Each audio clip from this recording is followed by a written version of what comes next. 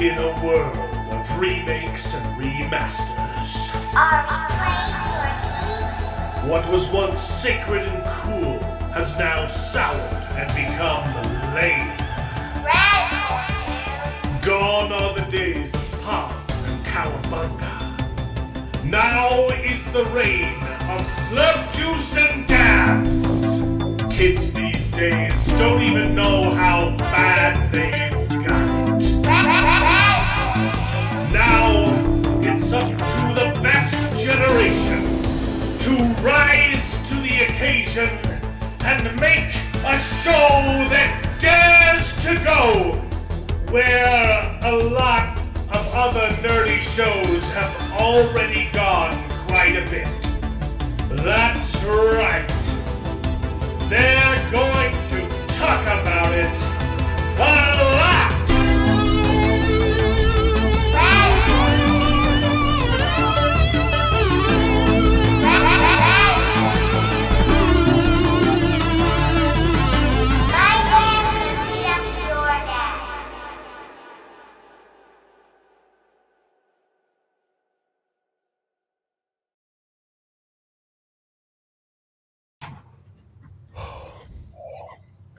Hello, everyone, and welcome to the show. This is Best Gen, where nerds complain about nerdy things, and it's called Best Gen because all of us on the panel are más o menos from the same generation, and we happen to think it's the best one, not because we're better than you, but our movies and entertainment certainly were.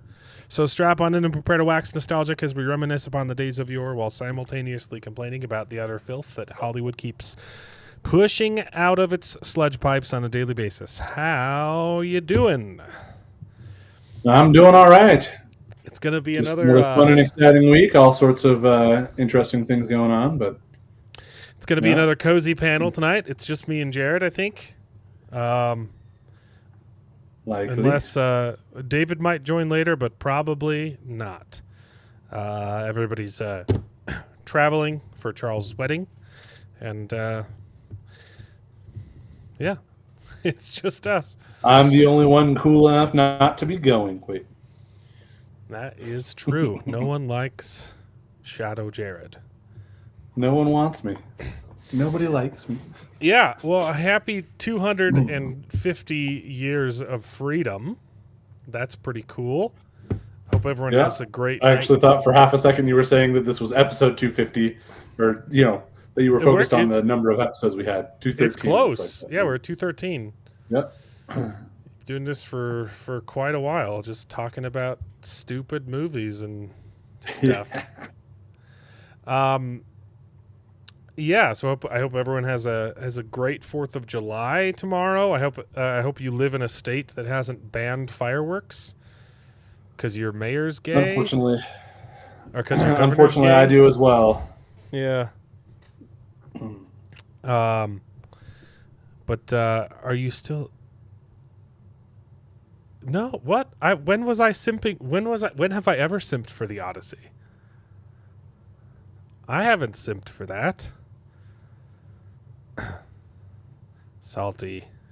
You're putting simps in my mouth that have not existed.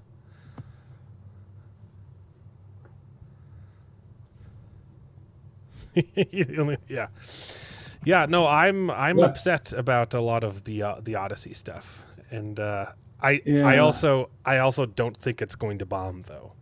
But there are some developments on there. We'll talk about it. When was I right? I was never. I criticized Oppenheimer quite a bit. Oh, did you? Yeah. Were you on the Tenet train? I liked Tenet. I also completely understand why people hated it. Yeah. I enjoyed it. I liked it, but I wanted to like it more. Yeah. And the sound mixing, as much as that's apparently been a common refrain amongst his movies that's a complaint, yeah, the sound mixing on that one was just awful. I'm planning on going and seeing the Unwashed. And maybe it was just my theater. It wasn't bad for me when I saw Tenet. Like I could hear everything. Well, for me, it was a mix of the fact that it was harder to hear some things.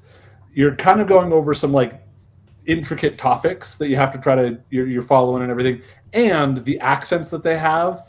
Yeah. As an American, that made it that much harder. So like all three of those layers making it harder to understand what was going on in the movie. I still mostly felt like I got most of what was going on, but I still felt like I was falling behind because of that mixture of things. Like in particular, the one where they're in the plane and they're supposed to be talking, and again, it's loud in the plane, and I get his intentions there, but man, that was a little bit much.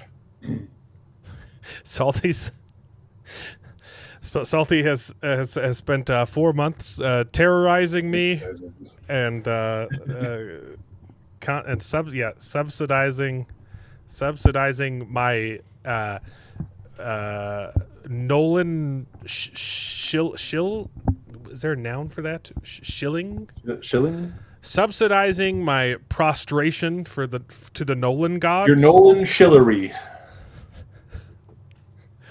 No. Yeah. Let's jump right to that then. All right. That was going to come up later, but since it's already come up in chat, I'm very upset about the DEI in the Odyssey because I like Nolan. I do. I like most of his movies.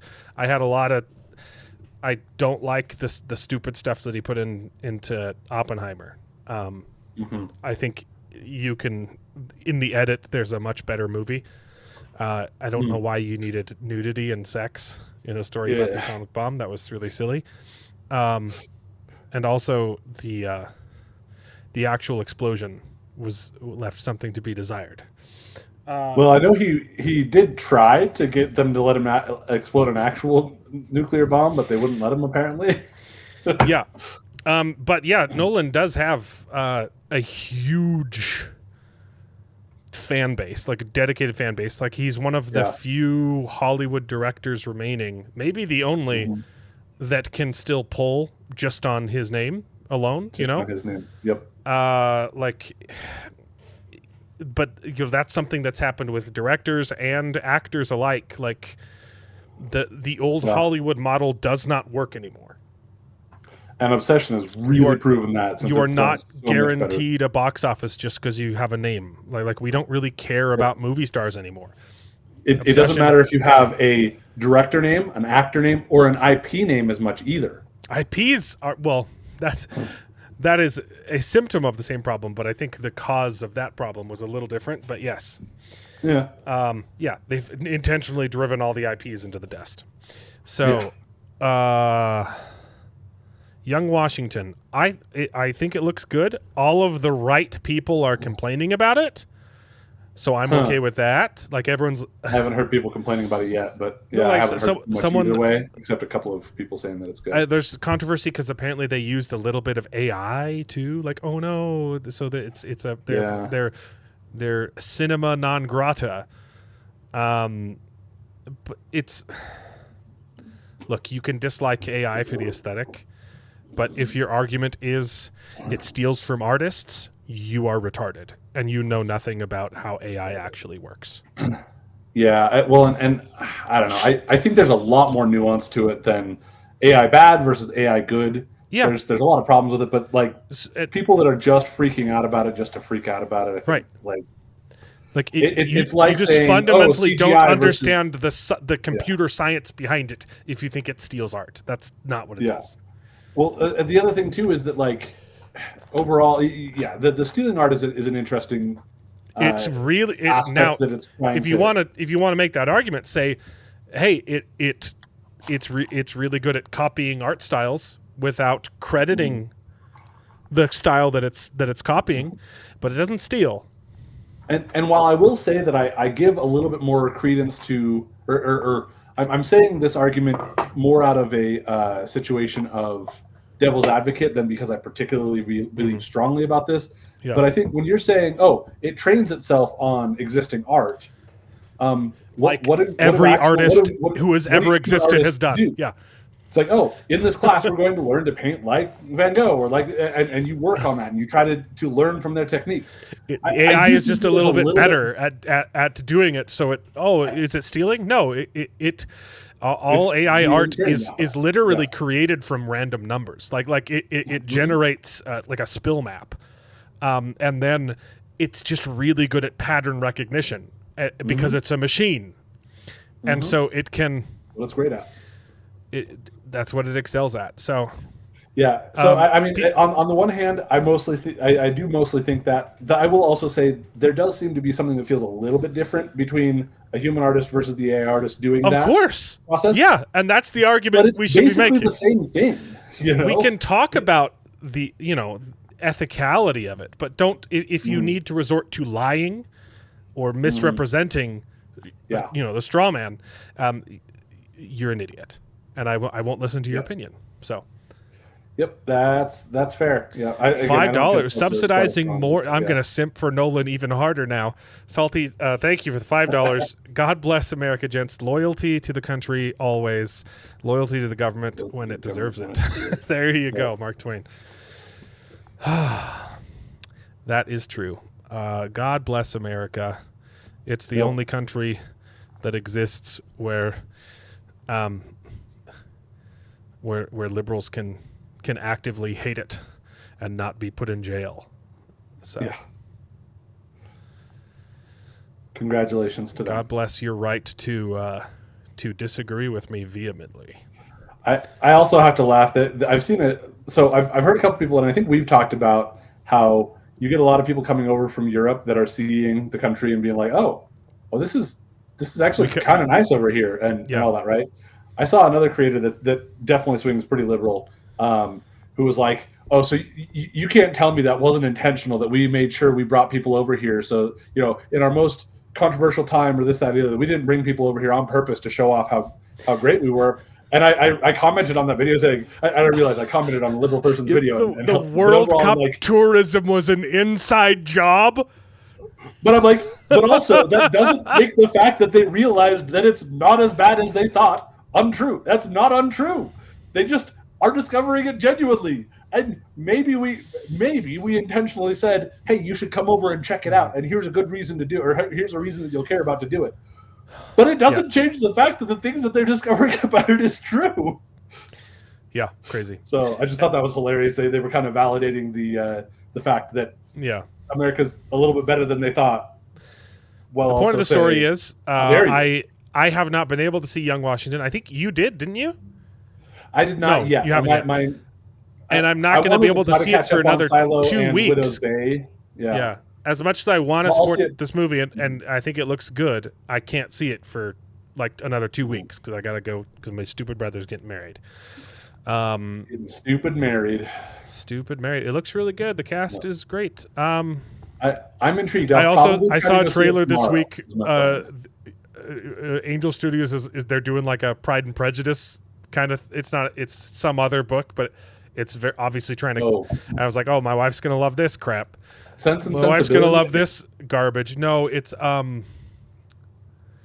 Sense and Sense and Sensibility is also getting adapted, not by Angel Studios. Okay. It's like Finding. It's the name of the. It's like Finding Anna or something like that. That's not the title. That's not what it is. But let me Google it.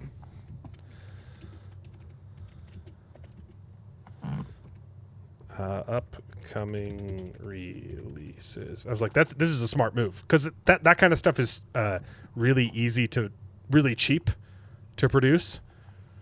Yeah. And the ladies will slurp it up. What the heck is it called? Is it a TV show? It might be a TV show, so it's not coming. So Google's not finding it. You say upcoming releases.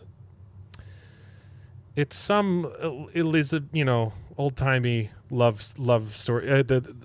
I watched like 2 seconds of the trailer, and it's like the girl gets betrothed to someone she's never met.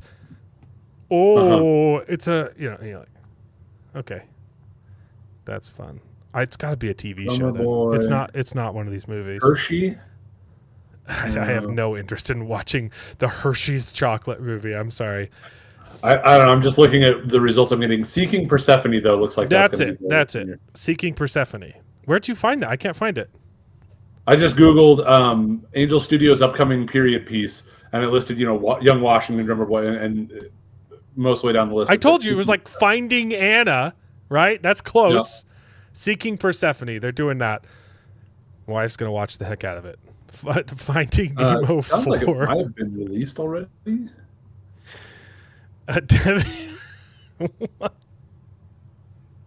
No. It's a bodice ripper. Yes, yeah. Except they hated that other adaptation, Wuthering Heights, because they made it too sexy, right? And completely disregarded the source material. I meant to go try to catch that one because it looked real weird. I was wanting to be like, okay, how weird are you going with this? I don't know the story of Wuthering Heights, but it looked weird. Yeah, it was weird. And I didn't get around to it, so I'm not too sad. But Dune doesn't come out for a while, right? When does Dune come out? That's not till like December. Yes, December. Dune We've got Part 3 Doomsday. comes out in December. I don't know when Werewolf comes it's the out. same day as Doomsday, I think. They're both the 18th. The trailer for Werewolf looked really good. Yeah. So that will be interesting. I still haven't seen Nosferatu. Yeah. So Seeking Persephone is actually out already. It got released almost a month ago, June 17th. whatever. So it's already there on Angel. Yeah. Maybe they just acquired it. Maybe they didn't make it. Maybe. It made the 90s Romeo and Juliet look like, faithful adaptation. That's what I heard. Okay, so the point of the story is Odyssey. I'm not a fan of Helen of Detroit. I'm not a fan of Ellen Page playing a man. That's the one that bothers me more. That Helen is. I mean, not my favorite idea of where you're going for, but it's fine, on purpose. You know, it's on purpose though. It's the face that launched 1,000 ships. Mm-hmm. An inherently Greek face, and I guess African American now. It doesn't make any sense. It's again, not just I'm more willing to roll with that one. Although I agree with you. You know. I don't know. Helen at Kentucky Fried Chicken. I saw a really good AI video with the scene of them dragging her away, saying some stereotypical black things. It was really funny. It was really funny. Okay, so the point of the story is, I think Christopher Nolan has such a built-in fan base, although he has kind of driven some of that away with his last two movies, right? A lot of people disliked Tenet. Even people who love Nolan didn't like Tenet. And Oppenheimer, although it made a bunch of money, I think a lot of people had criticism about it, right? Like that made money from normal, not Nolan's. You know. Yeah, that one rode a little bit of the Barbenheimer train. Although I haven't heard a whole lot of specific criticisms with Oppenheimer. I guess I hadn't heard yours either, but yeah. It was fine. The problem is the source material it was adapting was very like one-sided, and tried to it takes Oppenheimer's side on everything, and like it's a lot. The actual history is a little bit more nuanced than that. Like it totally paints the president in a bad light, saying like, well, Oppenheimer's a pussy. We're like, well, he kind of was being a little pussy. Like, and the movie's like, oh man, can you believe that they tried to get mad at Oppenheimer they tried to call him a communist for giving away government secrets to communists? Like, oh, how dare they accuse him of but he did it. Like, how dare us? Right. Okay, but the point of the story is Odyssey. Never saw Oppenheimer. Did miss? Yeah, you missed the boobs. You got to see Florence Florence Pugh. Florence Pugh's. You got to see her pews. Her pews. Um, And a little bit of didn't we get to see a little bit of what's her name, the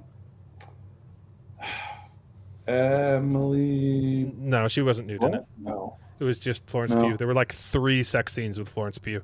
was it through the okay? Because I mostly think about the one in the from her perspective, but yeah.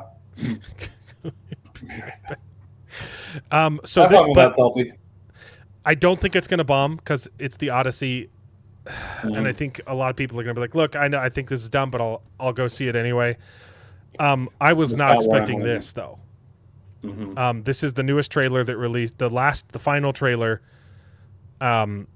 released 2 days ago.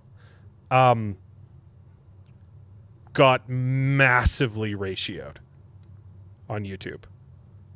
Yeah. Oof. That's crazy. Yeah. With 4 million views. And this is one of the only trailers that shows both Helen of Detroit and Greek tranny. So Achilles. and Yeah. they're like I- back to back. Again, I Yeah. It shows them back to back. That's why. yeah. Again, I'm not thrilled with the Helen of Troy, but I'll roll with that one. The Page one, that one, I'm frustrated at, but more just because I'm frustrated with transgenderism anyway. Because I suppose in the in the versions of it, Achilles is referred to as rather androgynous, but I still don't like it. She's not playing Achilles. She's playing someone else who's not even in the book. Oh, I thought she was. Yeah, they named who her character was now, and it's a character that isn't in the Odyssey, but I think he's I think he's in the Iliad. Okay, well that changes things a little bit because it was one of those things where I'm like, I mean, I suppose Achilles being androgynous and being a trans person would be, I guess that kind of fits that. It's not really the way we usually look at it, the way we're used to it, but fine, I guess. I just really, Who I they should struggle have with cast though that. for Helen of Detroit was Jeremy Clarkson. So he posted. It's posted from Clarkson's Farm official account. That's awesome. Yeah, it's great. Don't expect the American audience to just show up for the Odyssey. Look at the other. Yeah. Like I still don't think it's gonna bomb. But insert witty comment here. There are too many movies that deserve to bomb that didn't. And we've had some wins. We've had, Star Wars bombing, massive win. Supergirl bombing, we'll get to that in a bit. Massively bombing, by the way. But there are way too many other movies that I just don't understand how people haven't caught on already. Like all the live action Disney reboots. You're like people still want to see this garbage. It doesn't make sense to me. So that's why I don't think it's going to bomb. Yeah. I think normies are dumb and just don't pay attention enough to. I think they'll go see the Odyssey anyway.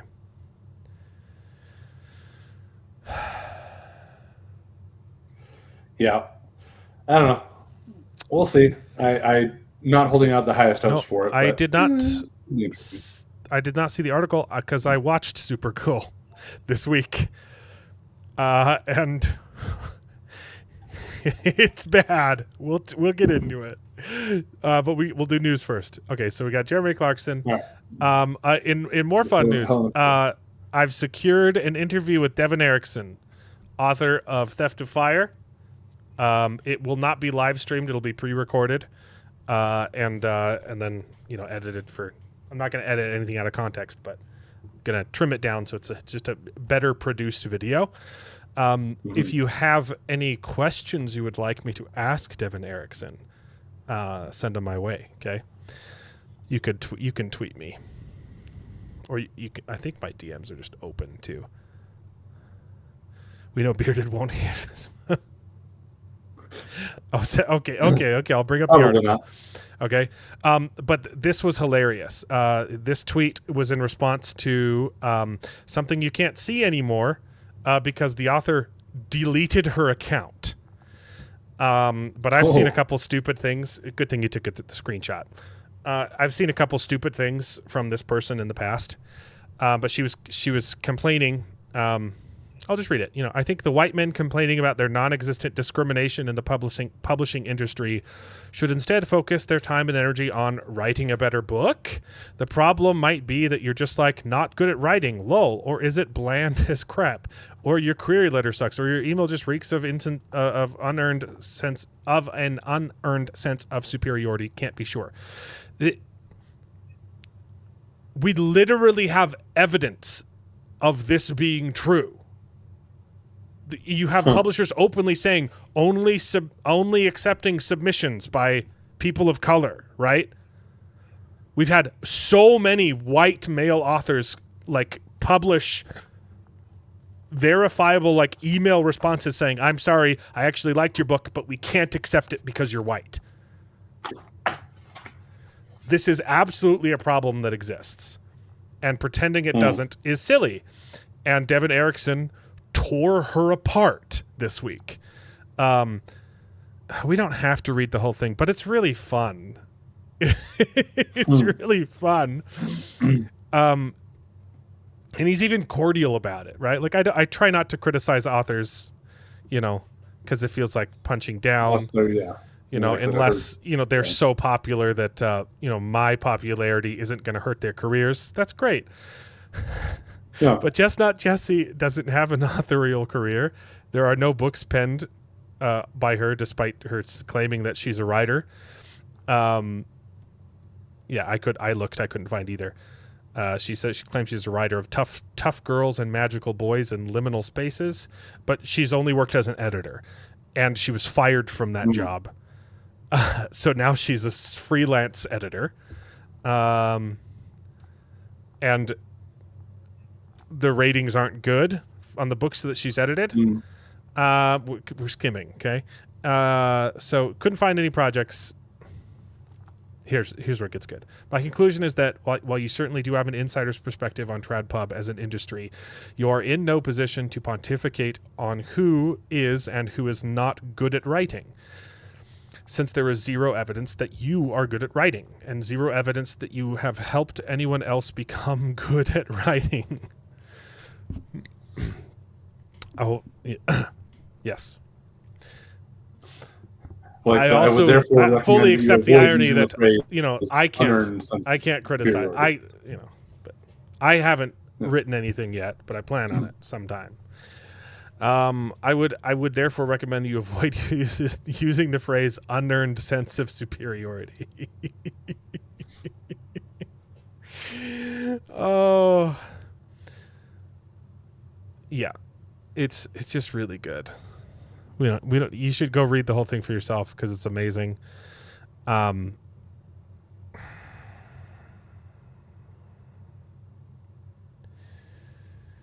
It's good. Just trust me. Go read it. I don't feel like reading the whole thing though. Let's read the end. While you are in fact a liar, a midwit, a complete mediocrity, and probably some variety of communist, none of this upsets me in the least. I would like you and the industry you were made redundant from to keep doing exactly what you are currently doing and saying. He goes on because he's saying it's helping us. It's pushing people away from traditional publishing and finding stuff that's actually good. Anyway, she deleted her account.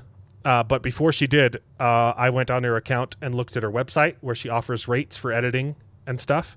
And what's hilarious is she's literally discriminating against straight white men.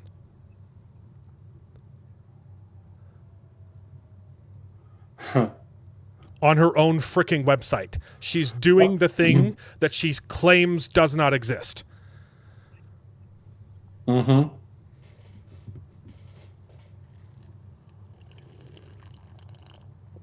Freelance editor is code for sex worker.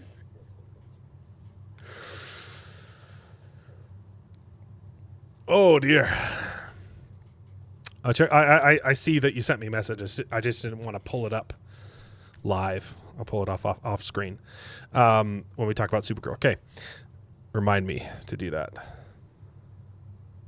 Yeah. Yeah, quite It's likely. it's straight females as well. Yeah, anyone with children, they're getting rejected. Yeah. Mm-hmm. Oh, you felt like Theft of Fire had a lot of filler. I don't know that no, it's character work, man. All the filler stuff in the middle is really good character stuff. I loved Theft of Fire, so I'm super excited to interview him. Hey, yeah, academic publishing work that counts. Just a BA. Yep, that's awesome. Crazy. Anyway, that was that, and that was fun. His wife tweeted out, "My husband's a murderer." It's good. Read the whole tweet. Nice. I thought this was Didn't fantastic. say which wife tweeted out, right? Yeah. Oh, I didn't bring it back up. Sorry, I did the thing where I was seeing it and you weren't. Yes. This account doesn't exist. Doesn't exist, man. Mostly, I just wanted to make the multiple wives joke. So Yes, you did. you know, we I get it caught it. thrown at us enough that we might as well throw it back when it's actually true. Yeah. So Dexter Ansel, Egg from Duncan awesome. Egg, was asked a question about season 2 of Night of the Seven Kingdoms, and his response is the greatest response of all time. There's a book, awesome. and if you want to know more, just read it. It's so good on great. 2 different levels. He's saying like, hey, I don't want to spoil my show, because he's been in trouble, right? He's gotten in so much trouble Right. for massive spoilers, right? During We season talked about 1. one of them on here where he basically said that Dunk survives. Yeah, he's spoiled book stuff that the book readers don't even know yet. You know, so he's had media training and he's had to repent from that. But also it works This because is beautiful. the adaptation is faithful to the source material. Yep. So if you want to know, and if you want to know what season 2 is going to be, it's just going to be book 2. Yep. Awesome, freaking awesome! I love this kid.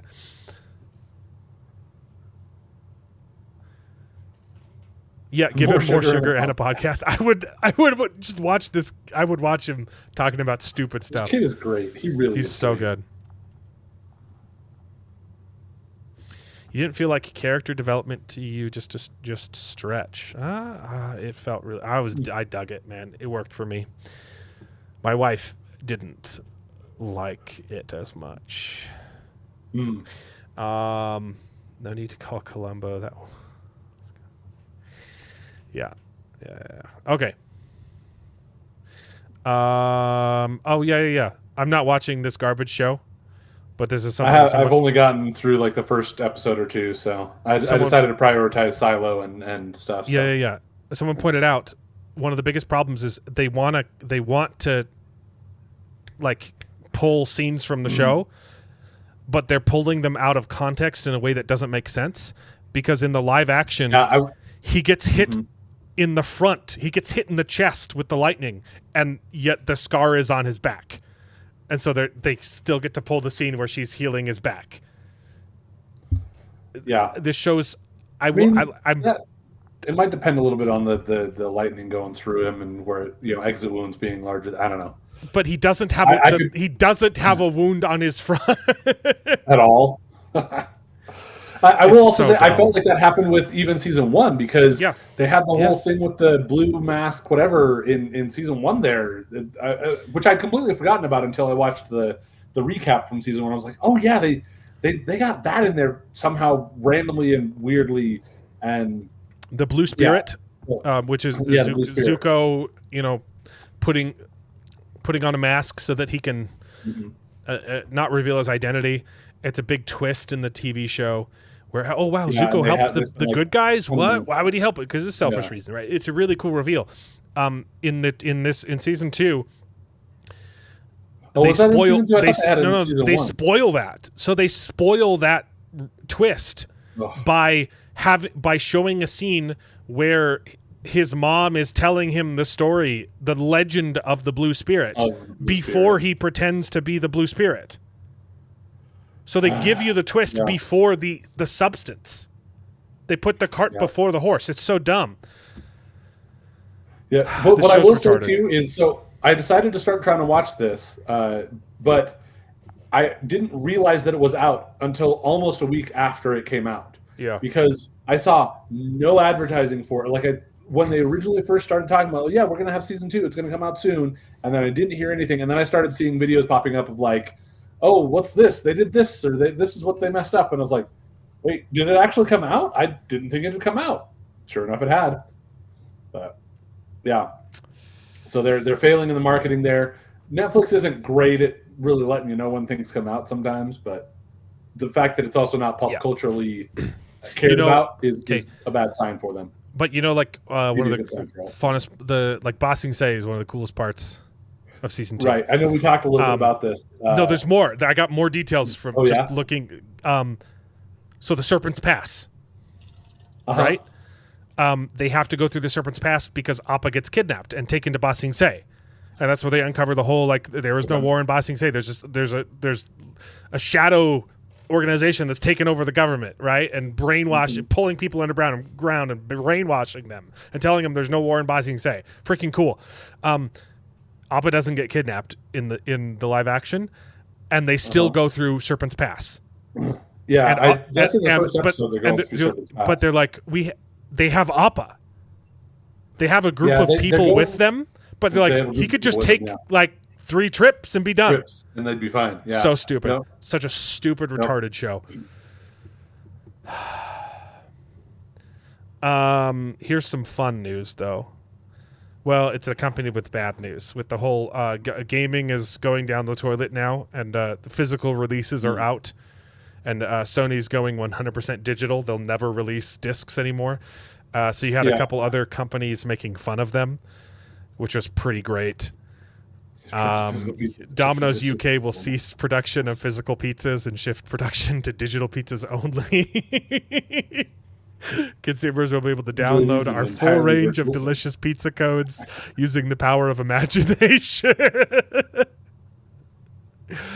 Enjoy them in an entirely virtual sense. KFC, everyone's making fun of them. We're going to sell P&Gs of our food. It is pretty great because it is pretty stupid. I've watched half of Widow's Bay. I only got through the 4 episodes that you'd recommended, so I started watching. I watched 1 episode and I was busy, and then I made the mistake of starting it late at night and binged the next 3 episodes, and then I paused because I'm like, my wife needs to watch this. So, then I sprained my ankle yesterday, and I'm in massive pain,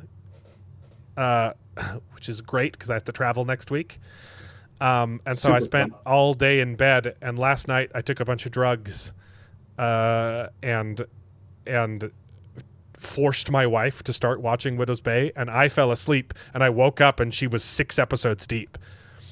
Yeah, I saw there was something saying like, it was fun, like 6. every time because I was like, I've already seen this. I was fighting to stay awake because I wanted to rewatch it because there's so many little clues that they dropped. I was like, I want to like see if I pick up on anything, any foreshadowing. But I was like, I took way too much drugs and I was like passing out.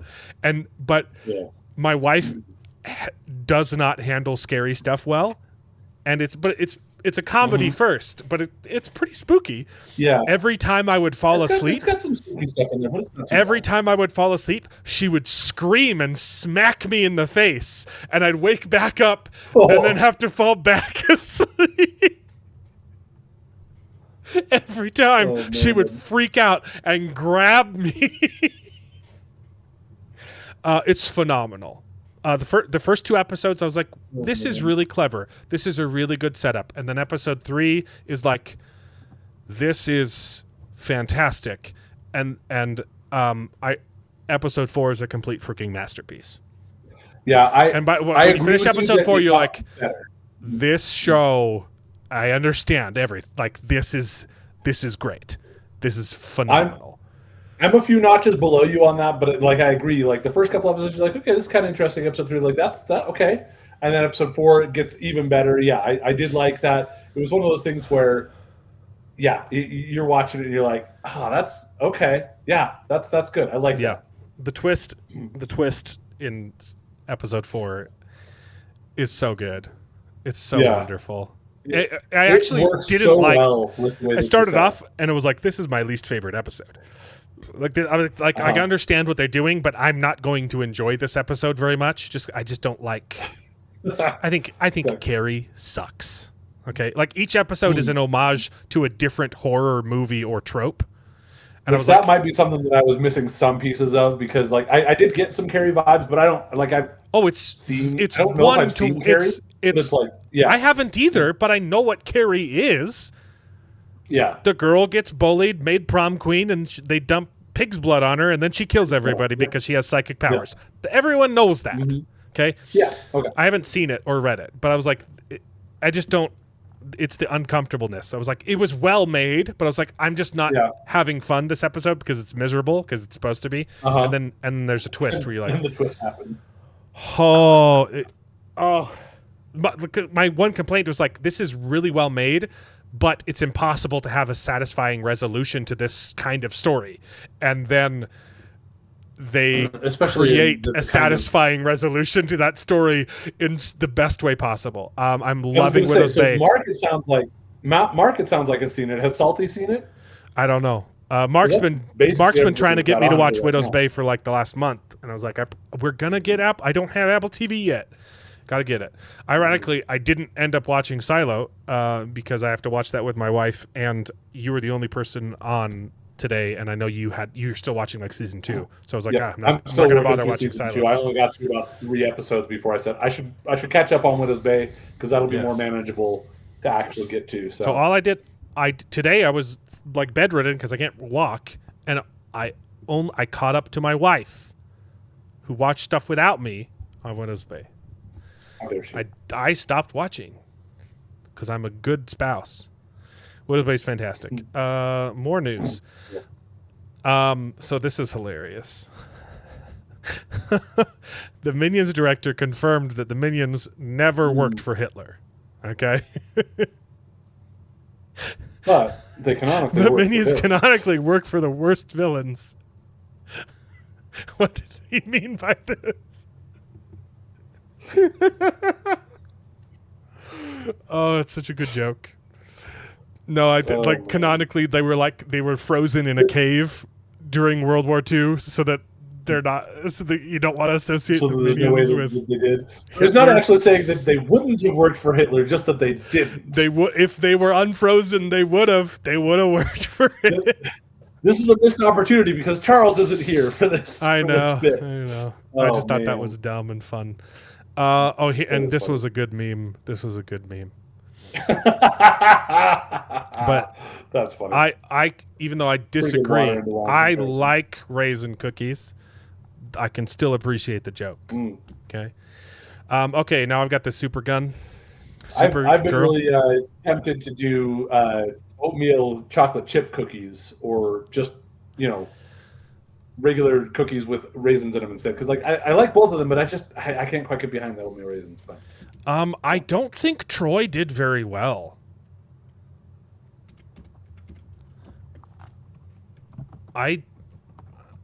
I'll look it up. Hold on. $4.97. I don't remember it being a financial. Oh no, it did great. Hold on. Okay, yeah, so, $4.97 back in 2004. Okay, no, yeah, Troy did numbers. Really so on a smaller budget, that's a pretty large budget for when it was made. That is a good chunk of this is like standard budget for like a rom-com now, because Hollywood is retarded. Yeah. But this is a massive budget for today's standards, and did half a billion. That's and I mean 3.2 times its production budget probably means that it did make Yeah, because you want plus production and advertising. You want to do 2.5 times, and so if you don't know the advertising amounts, then being able to say 3.5 times is a pretty good. If you don't take into account any advertising, it needs to make twice to break even, right? Which would be 300 million. Well, 2.5 with advertising, so it needs to be closer to 3. Right, I'm saying the 2.5 number is when you include the advertising. If you don't consider that part of the budget, it needs to make twice as much just because the theaters take some of the money, right?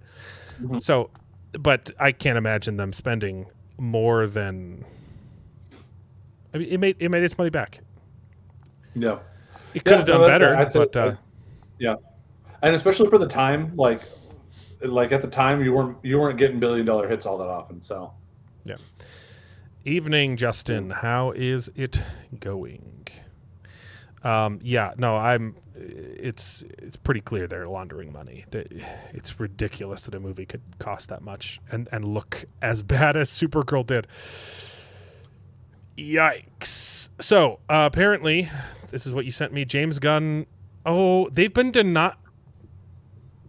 I've heard back and forth on that a little bit. I've heard that he leaned on it, but it's also like, no, Craig Gillespie did direct it, but then it sounds like James Gunn came in and leaned on it quite a bit. Well, we know that he chose the needle drop. Which, oh boy! Weirdly, I didn't necessarily mind. But I won't argue that it's great. I just personally didn't mind it. But yeah.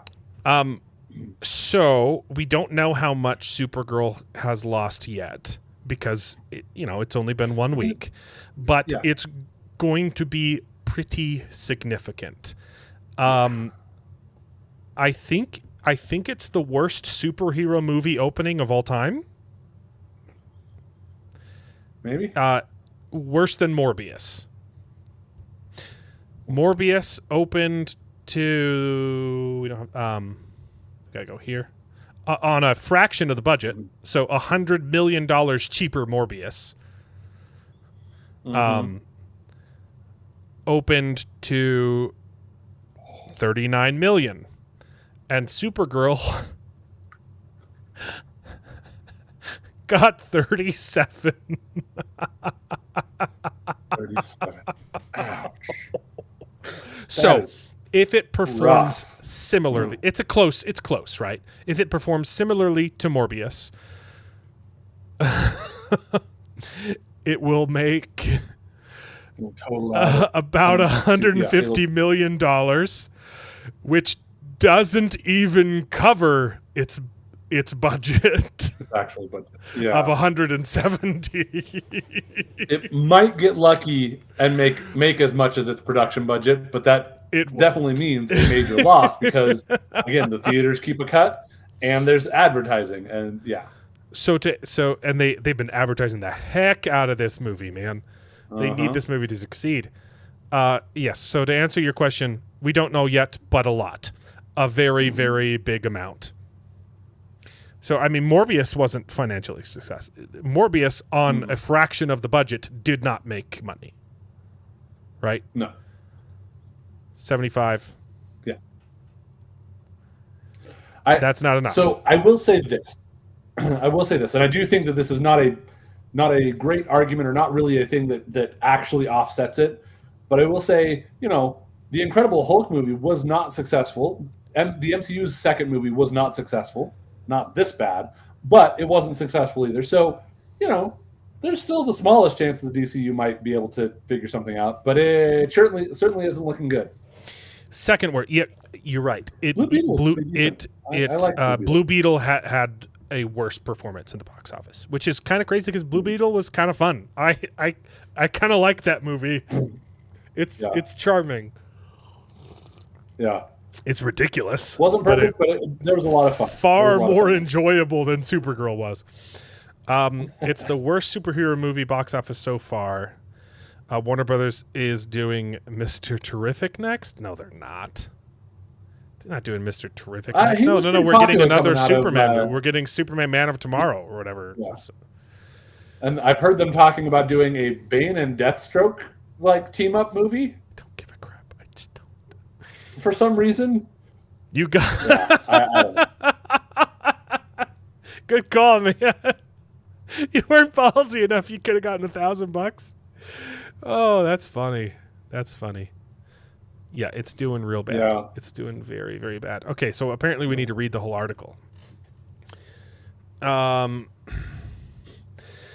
guess this Friday afternoon. This is a Friday afternoon expose. Okay. James Gunn took over Supergirl post-production after creative differences with Thad Gillespie competing cuts tested. Oh, okay. Yeah, we know that there were multiple rounds of... We know the initial test screenings were really bad. Yeah, I was going to say, that's not unusual to do different cuts, but yeah. But like we've known for a while they were testing it and no one liked it. So, Supergirl, which I'd previously mentioned in this column, blah, blah, 10 test screenings. We knew about this. It went through many test screenings. Various cuts were shown, and everyone said it was a total mess. The scores kept going down as the edit progressed. More surprisingly, according to THR, the Hollywood Reporter, DC Studios actually held a bake-off testing competing cuts. One from Gillespie and the other from James Gunn. So much for Gunn's assertion that he does not creatively interfere in other DCU filmmaker projects. And also so much for him saying we will never start production on a movie unless the script is good. That's my big thing, is that he was really big on the, like, we're going to make sure we have this script nailed down. We're not going to start. That's the reason we haven't taken off on a Wonder Woman yet or whatever else, is because we want to make sure we have a great script first. And that is quite easy. The worst. That's the worst part of this movie. The script is terrible. The thing that I'll also say with that too is that, like, I don't necessarily begrudge him interfering with his creative with the directors if what they're doing is bad and he comes in and tries to fix it. Right. That's technically his job as the producer. Now, if he's not doing a very good job of that, that's another thing, and that's kind of what it seems like is going on. Yeah. Hard agree. Mr. Terrific is the best part of the Superman movie, which is really bad for a Superman movie. Yeah, but his casting's phenomenal, and his character's great. It's one of those things where I hadn't heard any rumors about Mr. Terrific being the next project they were working on, but I wouldn't be surprised because he came out of Superman very well liked. You know? So okay, it's going to be a sports analogy that I'm not going to understand, but everything about today is like when an NFL team finishes 5-12 and the head coach and general manager are each they're trying to throw each other under the bus. Leaking to the media to save their own job and throw each other under the bus, Nice. Dude, fireworks are the best. If you haven't experienced the 4th of July in like Utah Valley, it's different here, man, because everybody's got disposable incomes, and you just go to a rich neighborhood, and you don't even need to go to a fireworks show. You can just lay on the lawn and just watch all of your neighbors shooting off fireworks. It is a different experience, man. It's crazy. Utah goes nuts. We got a Mexican in the house. Fundamentally, non-story cannot be saved by editing. Yeah. Yeah. How are you guys doing? We're doing so good. We watched Supergirl. Oh my lord, no. How are your eyes? Did you lose vision? It was bad. Yeah, it wasn't great. Deepwater Harbor. Oh yeah, that's pretty cool. Happy pre 4th of July.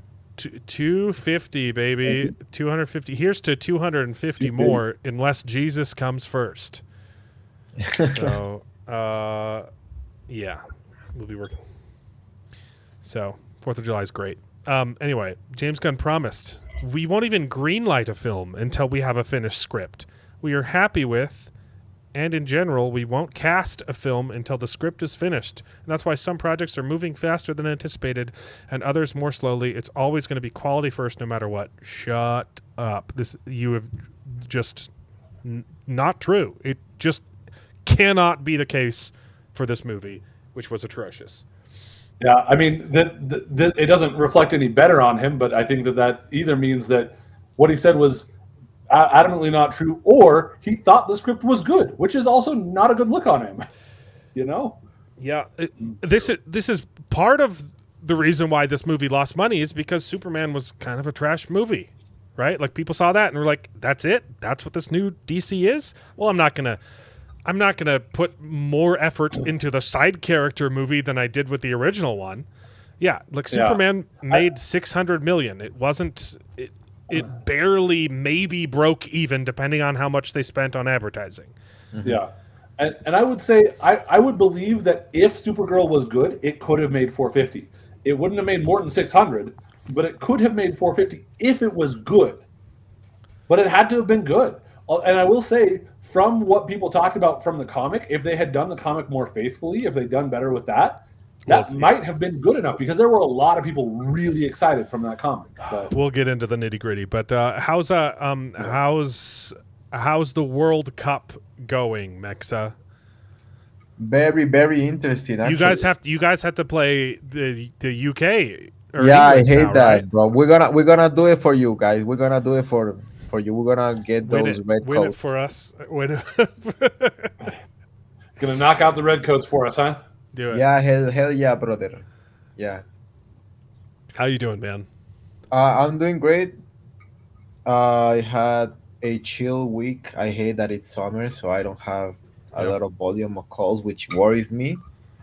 But as long as I do my job, I shouldn't have any reason to worry.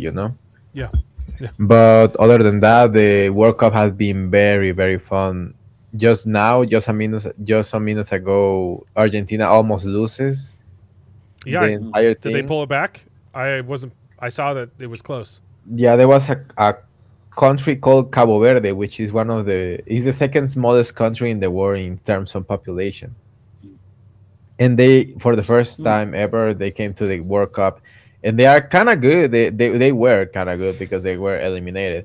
But look, Argentina scores a goal, and then randomly the Cabo Verde scores a goal, and then Argentina it goes to extra time, and Argentina scores a goal in the first minute of extra time. 11 minutes afterwards, the guy from Cabo Verde gets the best goal in the entire tournament for no reason, out of nowhere, and then it's 2-4-2, and they're about to go to penalties, and the Argentina scores a bullshit goal that was actually an own goal on their own score, on their own whatever, and the magic fell down. But everyone wants Argentina to win, but it was just such an interesting story for this team that is basically a couple of people that work, like they have regular jobs, most of them. So It's I realized what it was that keeps me from caring about soccer. It's literally just offsides as a rule. Offside. It's just the gayest I rule hate of it. all time, man. I was So going to much. say I just learned that one the other earlier this week, and I'm like, that is a really weird rule.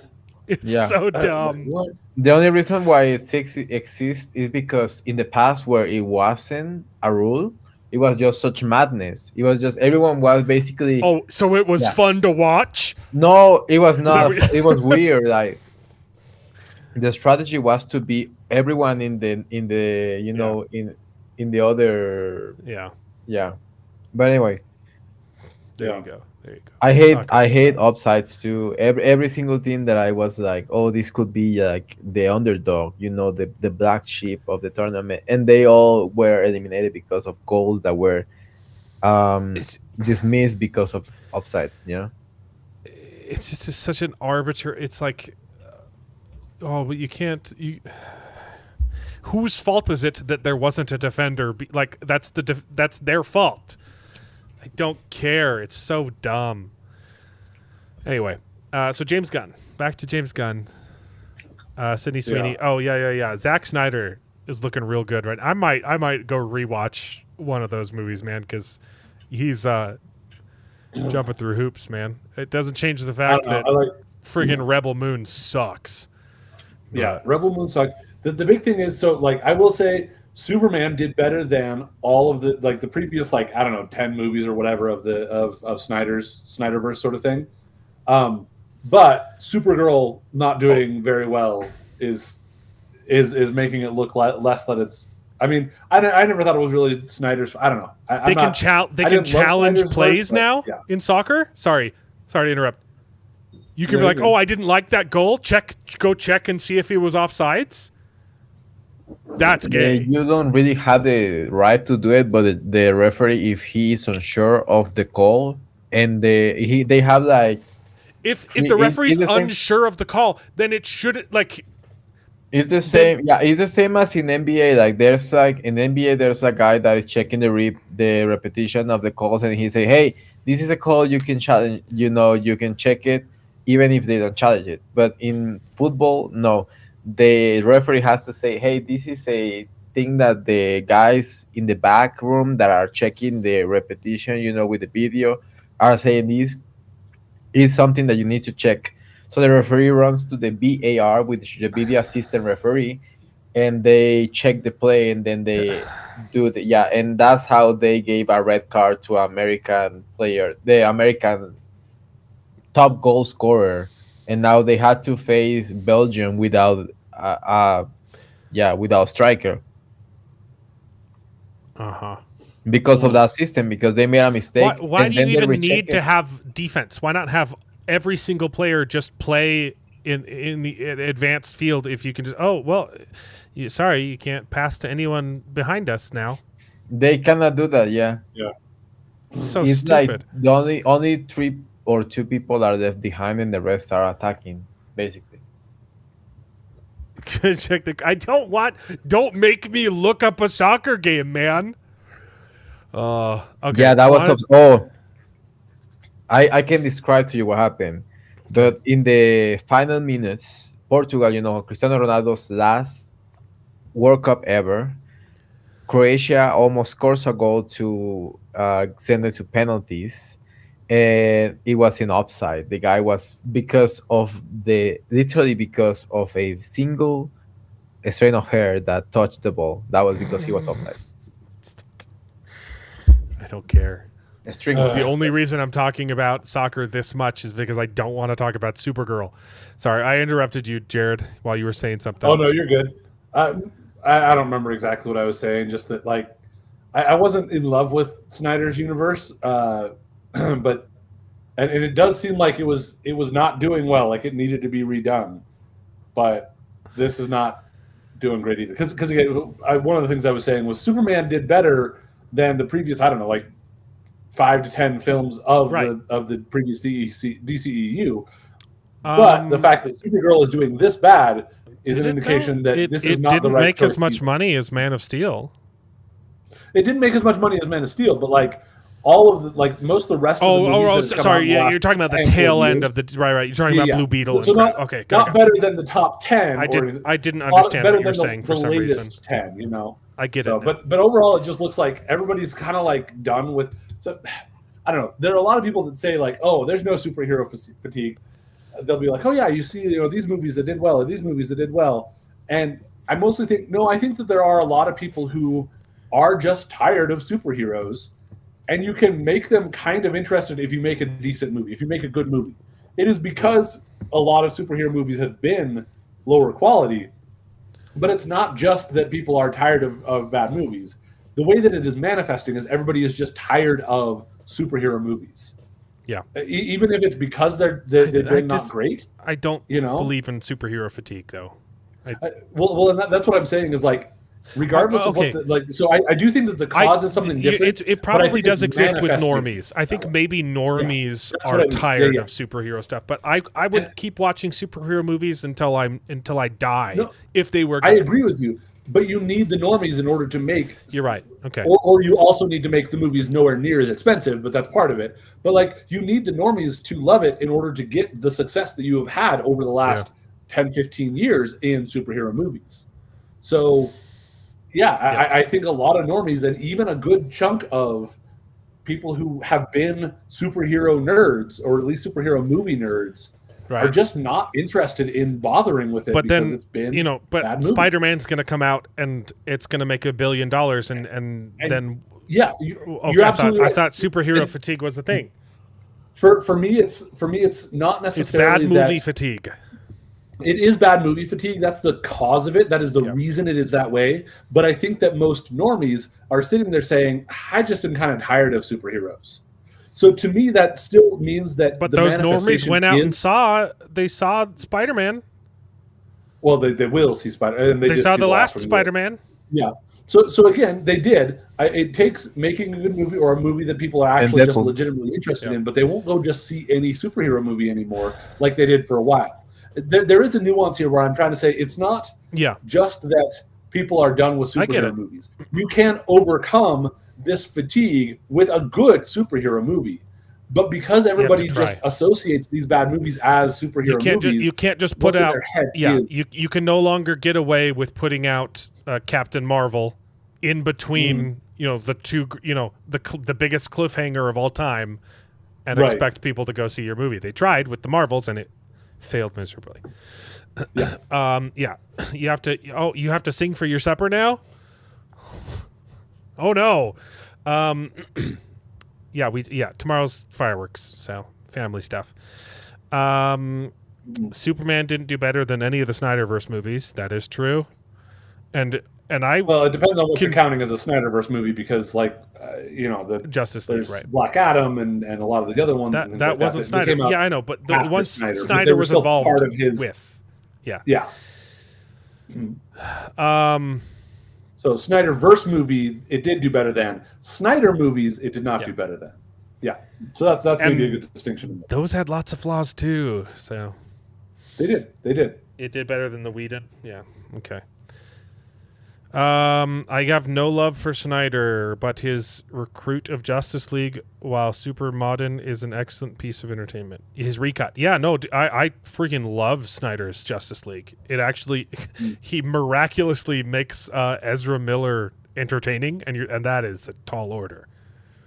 So, years ago, superheroes that few people had heard about would have been superheroes that few people heard about would be massive hits. A lot of it was that there was a promise to tie into the Thanos story. Yeah, that's true. Iron Man wasn't like a big name. Iron Man was a relatively unknown superhero until the movies. I mean, that's a good example of the fact that it had nothing to do with Thanos at that point. And I think that a lot of the normies they weren't going because they were like, oh, this is going to tie in with Thanos. No, they were just going because they were enjoying it. They were having fun with the movies, and they weren't perfect, but they were enjoying them. The normies were enjoying them. So I don't know. I see where you're coming from, and I do think that the Thanos plot carried the MCU more than nothing. But I still think that there was more to just people enjoyed the movies then, and these ones are not doing well. I want success to of believe the last movie is a huge thing. The fact that this is not succeeding is actually a bit of an indictment on Superman. That even though it did as well as it did, not great, but it did something. The fact that people are like, it was okay, is why nobody showed up for this one. Yeah, I want to believe that it's wokeness fatigue, right, but I think the Odyssey will kind of dictate whether or not that's true. Yeah. There's been no hero's journey. It's not just that there's not a hero's journey. It's the antithesis of hero's journey. Female heroes aren't allowed to learn. They have to start off awesome, and they can't learn any lessons. Yeah. Okay. Iron Man had cartoons, but it wasn't like as popular as Spider-Man, right? Like, yeah. No, I'm not saying he was a complete unknown, but he was not like a household name. I was actually surprised because I love Iron Man. I love, and I was surprised that that's what they were going with. I was like, wow, now people are going to know who Iron Man is. This is great. So, yeah. Okay, we got to finish this friggin' article. Fate of Supergirl. They were not creatively aligned. Gillespie and Gunn is a polite way of describing things. But to put it in perspective, Supergirl wrapped production last year, and as early as the fall of that year, Gunn and Gillespie were questioning the quality. After a December test screening, Gunn decided to interfere and took charge of the post-production to make his own cut. Gunn also hired new writer Jeremy Slater to help with 9 days worth of reshoots. A new editor was hired and production cycled through 3 different composers. That's crazy. That's actually crazy. One source says Gillespie's version was 11 minutes longer and featured much more of the villain Krem, played by who cares.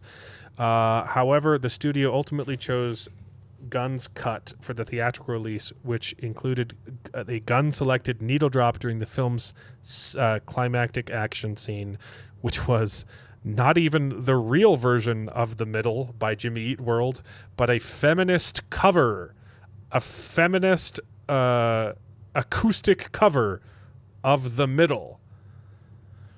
There's much written here that the Hollywood Reporter's already reported, but overall picture remains Supergirl had multiple red flags attached to it for months, and the writing was on the wall. And based on this latest report, James Gunn doesn't come out looking as a filmmaker friendly as he promised. I guarantee you, and I will get into the details later when we get into the details, these 9 days of reshoots added Lobo to the movie. And I will die on this hill. Lobo was added to this movie in post. He makes zero impact on the film, changes nothing. He's just in it for a bit. And we can discuss that when we come to that plot point of the movie. But it's a very clearly a last-ditched effort to save it. Like, this movie sucks. What can we do? Put Lobo in it. They made Supergirl grimdark, and superhero movie is not grimdark. Yeah, I mean, you can have grimdark superhero, but it's not what you should start with. You have thoughts on that? Yeah. Under 5 minutes? Dude, I don't think so. I think maybe it was like a cameo, right? Like he shows up in one scene and he's gone. Maybe. Because if you look at the plot structure of this movie, it makes no sense that he's in it. He doesn't do or change anything about the story. And there's a perfect place where he could have affected the story and doesn't.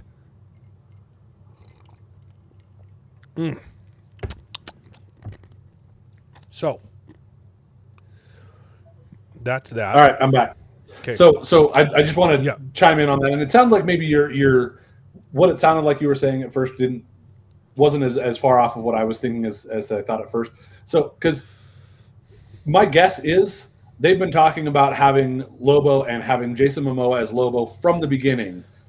Because they wanted to have him in as Lobo because he was not supposed to be in this movie. If he was, it was like a cameo, right? Yeah, that's what I'll probably give you. So I think that they probably wanted to have Lobo in this movie from the beginning. I do completely agree though that he did nothing for the movie. He had almost no effect on anything. They used him poorly. Yeah, it was very pointless. But I honestly feel like that might have actually been No, there was enough other problems that there's a very when we get to the end of this movie, there's a very specific like glaring issue with him being, and you're like, why didn't they? It just doesn't make sense that he's there. Yeah, I agree completely. He probably was absolutely not necessary. I do think that they planned on having him in there from the beginning, but I almost feel like they might have wanted him to be more in the movie. And then they realized it didn't make sense, and they started pulling him back. And no, I think he was just in the bar scene at the very beginning. They're like, "Hey, can we get this guy to help?" Nah, and he leaves, and that's all it was.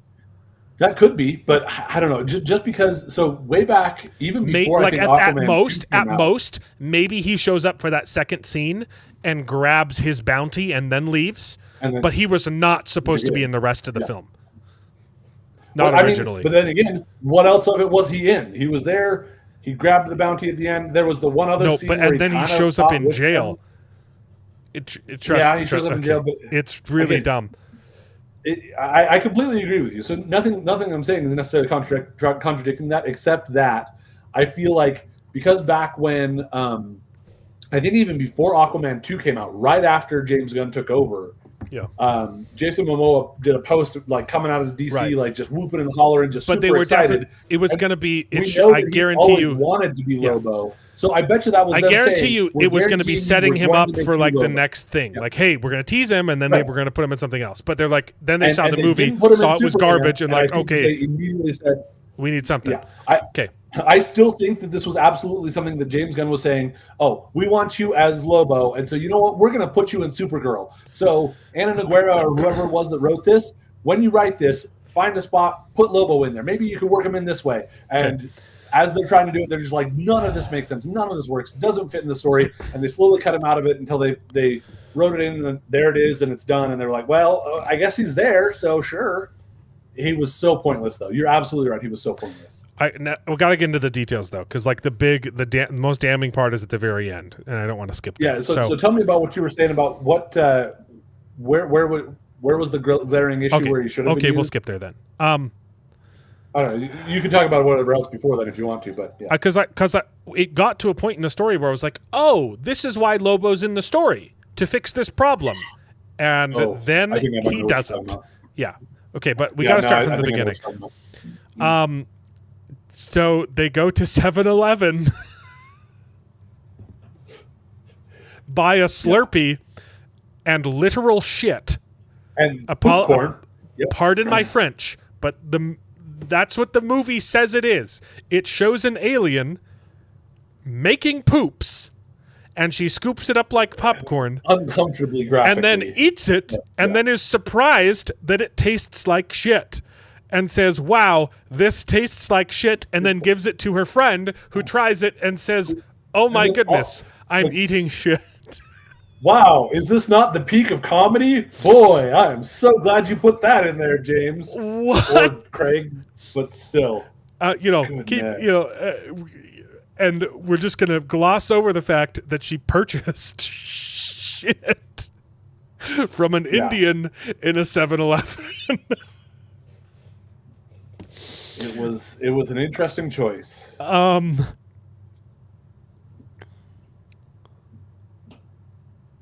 have a note. I'm trying to remember. Oh, my note is, why do all black people know each other? She literally does the meme. She says, hey, do you know this guy? Which is a ridiculous thing to ask. And they do. They know the guy. Why? Because they're both criminals.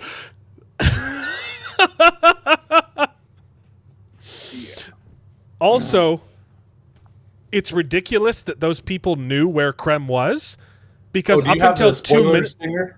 Oh yeah, no, I don't give a crap about this movie. If you care about spoilers for Supergirl, that's on you.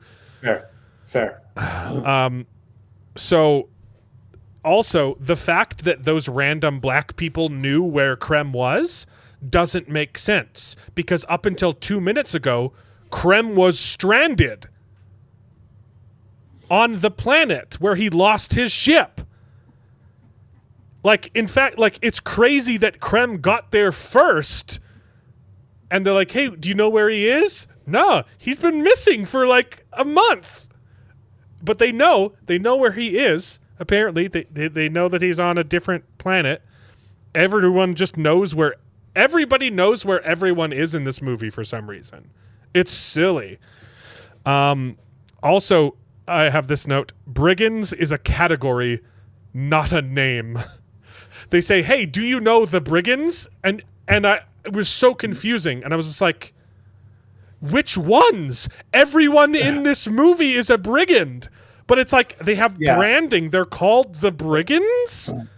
That one I picked up on from the movie well enough that I felt like they had established the idea that like this group of brigands is called the Brigands. But yeah, it was so stupid. It is a little bit of a dumb way to approach that. I agree. How on earth is the girl from Ipanema popular across the entire galaxy? What the crap? That was so weird and dumb.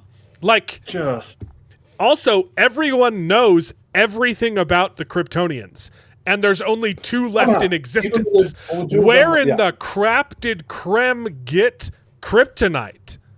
Mm-hmm.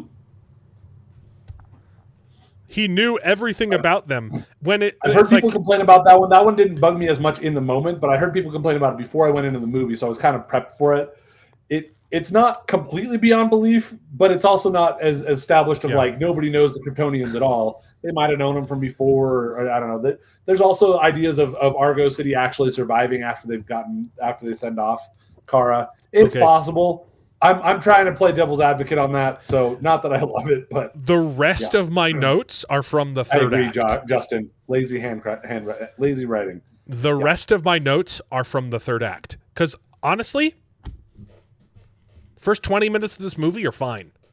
I actually think it's a pretty decent setup for a story. It worked, and then the middle is like, I don't really know what we're doing here. The middle. And then the ending is just atrocious. None of it works. None of it's set up. None of it's paid off. It's just complete freaking nonsense. Call Me was the original song. No. No, it was a song about a jig. It was originally, It didn't make it in the movie, though. They didn't do Call Me. They should have done Call Me. It would have worked better for the finale. It was in the trailer. It was in a lot of the advertising. They used it in the trailers. They should have used Call Me for that final scene. And instead they used a feminist acoustic cover of The Middle. Dollar Tree has kryptonite for reals. It's not just like, if he knew about the Kryptons, sure, he's resourceful. He could have got kryptonite.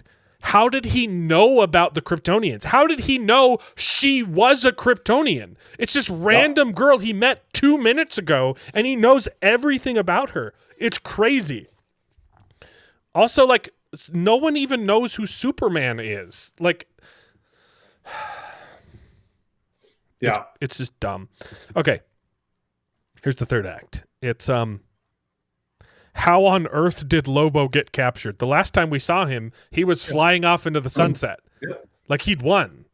He was just leaving. And then the next scene we see him, he's in jail. This is another note. Lobo and Kara are playing the exact same character. Yeah. I couldn't tell the difference between them on screen. They were both doing the, I don't want to do this. I don't care about it. I don't care about anything that's happening. Nothing could faze me.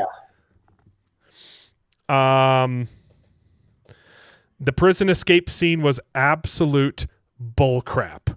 The little girl was a 10th the size of the brigand.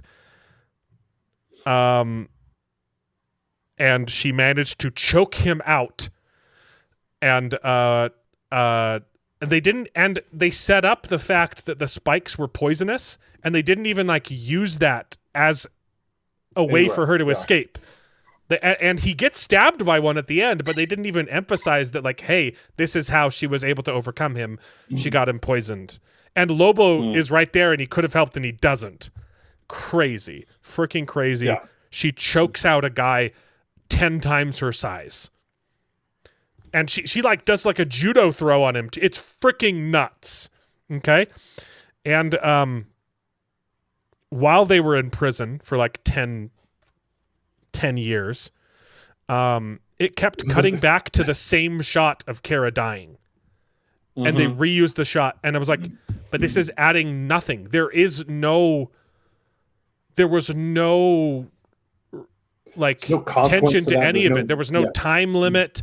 It would why did we keep cutting? We know she's not going to die because there's 2 sons. We know that eventually the other son is going to come back and she's going to be just fine. So there was no reason to keep. It would have been more effective if we don't see Kara until she shows up again, right? Because the fact that they kept cutting back to her was really stupid. And this is the biggest part. This is why I'm 100% convinced that Lobo wasn't even supposed to be in this part of the story, is they introduced a problem that she couldn't solve herself. She shows up on the planet and it's a trap. There's two suns. One of them's yellow and one of them is green, which... Why green means that it's kryptonite, apparently. It doesn't, though. I know. I know it's a deep cut from the comics, okay? I know, yes, there were green suns in the comics. There weren't very many of them because everyone thought it was a really stupid thing. Because green suns don't exist in...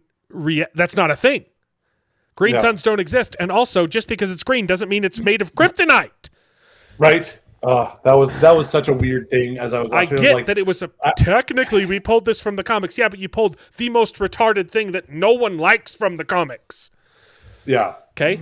That being said, that was the only time I thought the movie was being clever, and I gave the movie too much credit. Hey, she shows up and it's a trap. There's two suns orbiting this planet, one of them is green. Except that after that, the movie stops being smart. She shows up and it was a trap, but it wasn't a trap because no one did anything about it. No one came and tried to get her when she was incapacitated. I thought it was going to reveal that the guys that dropped her off were in on it, like everyone else. I thought it was just another black person that knows every other black person in the movie. I thought they were going to be delivering them to Krem and saying, hey, but then it cuts to Krem and Krem says, well, I don't know where she is, but she's going to die. Except that she's not, because you know that the yellow sun is going to come back eventually. Also, I thought that he was on this planet because he would weaken Kara, and so he would be orbiting the planet in his ship that moves. I thought the movie was being smart for 2 seconds and that they were going to constantly move the ship so that it was always under the green sun, which would have been freaking smart. And I was like, okay, so she's not going to die here, but there's no way that she can get to the ship. And I was like, that's why Lobo's in the movie. He has to show up to get his bounty, and he's inadvertently going to cause the ship to crash. And then Kara, I was like, that's perfect. That makes so much sense. That's the whole reason why we spent so much time on this character that's adding nothing to the movie. It's because we needed an excuse to get out of the trap that didn't even end up being a trap. The little girl saves Lobo and rescues Lobo, and then he just leaves. Lobo can deconstruct himself. He can decapitate limbs, and his limbs can move into he could have pulled off his arm and used it to steal a key, and he just sits there and lets the 2-inch girl take out a 800-pound man by choking him out. Yeah. What color was the other moon? There's two suns. Tech put way more thought than the screenwriter did. I know. And I was sitting in there, and I was for a second, I was like, this is really smart. And then they didn't do any of the smart things that they themselves set up. Yeah. Yeah, was Green Lantern ring gonna give him AIDS? Right. I don't know. Anything green a problem now? Is that what it is? Am I excited for Spider-Man Brand New Day? I wish that I was. I'm not. I will see it. It's probably gonna end up being okay. Yeah. I'm relatively optimistic for it. My son's so excited for it. It definitely has the best chance of being watchable. That being said, I think that No Way Home. No Way Home sucks. The last one. It's having the story. The story is absolutely terrible. The only reason that movie is good is because the freaking character work with getting the 3 Spider-Mans incredibly entertaining, right? And I wish that they were in a better movie because the plot to No Way Home is retarded. I still enjoyed watching it, but man, I wish that movie was better. Yeah, our own sun also emits green light. Yeah, Yeah, I did. all of them do. It's just green light's not. I did some something Googling yeah. after this movie because I was like, what is this? Yeah. You have a Star Wars question. I do not mind Star Wars questions. Okay, this is the same root cause as which. Yeah, I know. We all know. Okay. Do you and your friend think Keanu Reeves would play a great Darth? So I've heard that casting a lot. I think a younger Keanu Reeves would have. I think he's too old. Hell, here's the problem: you can't afford him. If you do a Revan, it needs to be someone who with no name. That's not saying Keanu Reeves wouldn't do a good job. He would probably be fine. There's no way that it ever would happen, and it would be smarter to cast a new person, a no name that no one has any association with. I think that's the only practical way that it could be made, and I think it's the better choice. But also, he would probably be great. And I haven't watched Darth Maul because Star Wars is dead to me. So I have watched Darth Maul. I don't really think that she'll become Darth Talon, in no small part because Maul is no longer associating himself as a Sith, and so he is not Darth Maul. He is just Maul. He's setting himself up for that, and also he's fighting against the Emperor and et cetera. So he's not going to give a Darth title to Devin as she goes along. I could see the possibility that they might go that direction. They might even be trying to hint that direction, but I don't think she'll actually become Darth Talon. But that's just my thoughts. I mean, I definitely see that that's a pretty common thought out there. So I will say Darth Maul Shadow Lord was really good. So just putting it out there. I know Star Wars is dead to you because you're. I've heard a lot of people liked it. I just don't. It's apathy, and it's Star Wars' fault, not mine. Yeah, that's fair. So okay, back to Supergirl. The fight choreography is atrocious. I would say the bar fight scene was fine. The bar fight scene at the beginning was fine. The last third act of this movie is just nasty. There were a couple of cool shots, but it was very. There's a scene where she gets a grab. She's about to hit creme fresh. Yeah. And she gets a grappling hook on her leg, and then the next shot she goes to pull it off, and it opens up and detaches from her leg before she even touches it. It detaches and then she grabs it and throws it. It was like, it was so dumb. It looked terrible. And then her little swing move with like the mace, the improvised giant mace and chain. Which I like conceptually, and it kind of looked cool. No, but the physics, like she was pulling it, and it was like dragging behind. You're like, it looked so freaking bad. It was stupid and terrible. I thought it looked cool, but I agree that it was dumb. Where did he get kryptonite? Why did him having kryptonite not matter at all? The kryptonite just goes away. Basically, no effect at all. They leave the kid literally dangling from a rope for 15 minutes of screen time.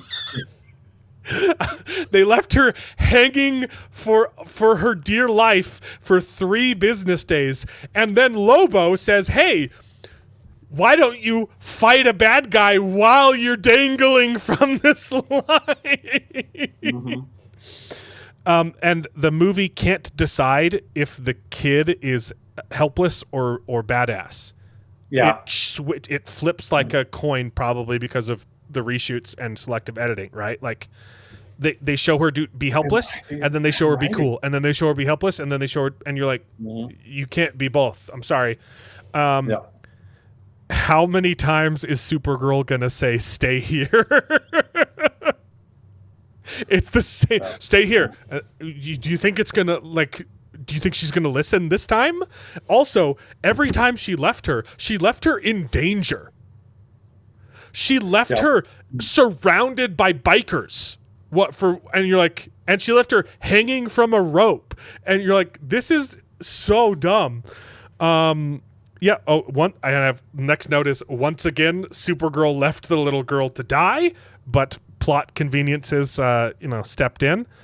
It's okay for Supergirl to kill, but not for Kara. That's the key one, and that's actually part of what I thought you might be getting at with Lobo fixing a problem that they kind of presented, because she's like, "Oh, it's really, like, really important that you don't do the revenge because it's not going to be worth it." But they haven't like given a reason for why Supergirl wouldn't do, and because she's okay with killing, she kills everyone in the movie. But like you gotta like if you're gonna like I think that's an okay plot point to be like, look. I've done this, and I don't want that for you. But you gotta say that. and again, like they try to make Supergirl into this like hardcore edgelord here, but she's not. She lost people. That sucks. But she didn't have people like actively fail her or like have like. And in the comic, she doesn't kill him. She has what's her name? They banish him to the Phantom Zone, and like 400 years later, Ruby comes back and kills him or whatever. She doesn't. She hits him on the head and leaves him there. Oh, that's right. But he's super old and can't do anything about it, so he lives. Yeah, that's right. Yeah. Again, so why couldn't you use the Phantom Zone? Again, why are you changing it from the comic and setting up and adding this idea of right? The comic is the anticipation. It's literally they're not. Look, the comic isn't that great. Okay, it's fine. Okay, but it's really like no one. People liked it, but a lot of people like it, but it's not like, oh, this is sacred ground. Everyone loves this comic. It's fine. Okay, it's an average comic, and they couldn't even adapt that. This movie is the opposite of the comic. It turned in this movie, she's actually trying to get her dog back. And that's the only reason she cares. She doesn't care about the girl. She doesn't care about anything. She's just trying to get her dog back. In the comic, she uses the dog as an excuse to help the girl. She literally lies to the girl, and it's revealed at the end, actually, no, I knew my dog was fine the whole time, but I needed to make sure you were fine. And the movie just doesn't understand that. They can't figure out that, like, if you want this hero to be a hero or heroine, then you need to like actually make them heroic and do things for a good reason and stuff. And I'm okay with Supergirl being a reluctant hero, right? Like I'm okay with like what the movie tried to tell me the plot was, but it didn't do that. Like I think it's okay to have a reluctant hero. And I actually like the one thing this movie did really well, I think, is the contrast between Supergirl and Superman. I like that he's super optimistic, but she had to watch her entire world die. And so, like, I actually thought that was done well in this movie. That that she's jaded and she has a reason to be jaded. And it kind of bothers her that Superman is super optimistic. But then by the end of the movie, she accepts, like, okay, you were right. I'm going to try and be a hero now. So, but it wasn't done well. See, the difference for me is I like the idea of what they told me was the difference between Supergirl and Superman. I know. But they didn't sell it. They didn't. I know. Do it. I'm like, the idea behind this is fine. But you suck at storytelling. The line that you got from the trailer of, like, you know, Superman sees the good in people and I see the truth or whatever. Yeah. On the one hand, if you sold it right, you could realize that she's kind of deluding herself too, and she's just seeing the pessimistic side instead of the optimistic side. But they don't quite say that no, she actually does see the real truth because Superman's dumb. They don't go that far, but they don't go as far as to actually point out that, like, no, like, you have a different perspective and that's fine, but like, you're not better than him. And they didn't quite go there either. They couldn't quite go far enough to say she's right, nor far enough to say that he's right. And they didn't even do well enough to say, oh, look, kind of they're both right. They just didn't do a good job of it. They did such a bad job of that. Like, there is a good movie here. Like the concepts aren't bad, but man, the execution is so horrendous. It's just so bad. I wasn't as deeply offended by the execution of it, but it was not good. It honestly, a lot of it to me it feels very forgettable. There was a lot of stuff that I can't even remember what happened to Krem at the end. Did she kill him? Yeah, I don't even remember. It's Supergirl. That's what I was saying. That I thought that Supergirl stabs him because Ruby walks away, and then he says something like, "Oh yeah, I knew she couldn't come." Oh, in, then so she just walks up and just kills him. And it's one of those things where it's just like, again, like you're thinking about maybe trying to have an arc for the Supergirl character to go from not caring to caring, and saying you shouldn't be killing people, but they couldn't quite figure out that like it's okay that because I've done it before or whatever, and revenge isn't going to help me feel better, but me killing this one guy that has done almost nothing to me, that's going to make me feel better, and I'm going to be great now. I'm going to go off to Earth and be a hero. What? I don't know. It didn't fit. It didn't work. Just nonsense. It could have been a good movie, and it didn't try. It didn't try to be. And again, like my thing that I was getting at is that like there was that most of the stuff didn't bother me. It wasn't bad. To me, it wasn't bad. It was actively. But bad. It was one of those things where I'm like, there's just nothing. There's a couple of like kind of cool concepts and kind of cool ideas in here. A couple of cool shots, and a bunch of meh. For me, it was just a bunch of meh, and it's just it was dumb. The little girl, when she escapes from prison, it takes her literally 2 seconds to find her sword on a giant ship. Yeah. Let's see. Kind of just happened. I didn't even die. see it. They left her to die again. They left her to die. Why couldn't Supergirl have just flown Crypto to a yellow sun? They said, and the movie is like, oh no, we have an excuse for this. If you move it, it will die. But then she gets poisoned by the same poison, and she moves, and it's fine. Was she poisoned by the same poison? And for some reason, I thought. I guess it was kryptonite. It wasn't the same poison. She had kryptonite, which was apparently different, and apparently the other poison that he had would have been a problem. In the middle of the movie, she gets poisoned with the same poison, and she shrugs it off. Yeah, when she fights Krem, she just has to. No. Oh, maybe that was different. I don't know. Maybe that was the tea. That's part of this, though, is that it's such a forgettable and bland bleh that it wasn't worth trying to figure out. Yeah. And Yep. Oh, you saw you. I told you.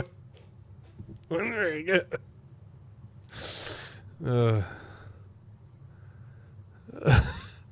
You went and watched Oppenheimer. No, he just looked up the scene. Oh no. Or the scenes. I know. I'm sorry that I care about things. Yeah. I had some notes afterwards where I was thinking about it. Everybody knew who her daddy was, the sword maker, like he was super famous, and that the swords mattered, and that they were super powerful, and that everyone wanted these swords, and none of the swords come into, like, they're not important to the story at all. And also, if he's this famous sword maker, like, why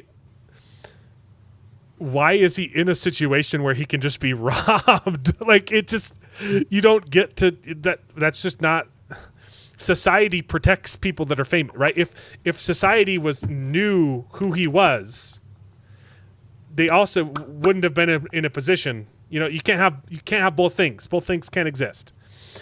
And then my last note is, after thinking about it, Lobo was so clearly added in reshoots. They panicked about the story. He added nothing to the end of even in the planned things, he added nothing because it was supposed to just be a cameo. Yeah. I still argue that he was forced into this movie from the beginning, but forced into this movie completely unnecessarily. I think it was from the beginning, but either way, it was so pointless. Wouldn't they steal the sword maker and force him to make a whole bunch of swords? And like Charles brought up yesterday, because last week he was the only one that had seen it. It's established that the characters steal girls. Except that at the beginning of the movie, they didn't steal they just left her alive. He's like, if you're gonna steal a girl, do it. Also, sounds like a great Charles line. My favorite part too, though, is that every single character in the movie referred to them as the brides. the bad guys called them the brides, and so did the good people. They didn't call them the kidnapped girls. They just accepted the fact and labeled them as, I gotta go save the brides. Mm-hmm. That's not how that would. Okay, I'm done. Yeah, I never want to okay. talk about this movie again. Good luck. Yeah, I know. It doesn't matter. But that's it. But this is one of the biggest flops of all time. Someone's going to be held responsible, and that's why I'm so happy. This movie is going to make less money than Morbius, and it cost more than double that to make. Mm-hmm. They solve intergalactic space travel, but can't figure out reproductive biology. Also, like, the whole Krypton stuff didn't make a lot of sense either. How come none of them they only knew how to make 2 spaceships? And they knew that they were sent, and every single character in every single Kryptonian knew that Clark was getting sent to a place where he would become a god. So why don't they just all go there? Why doesn't every single Kryptonian go there, and then they'd be free of the They gave like no reason for why that couldn't be the case.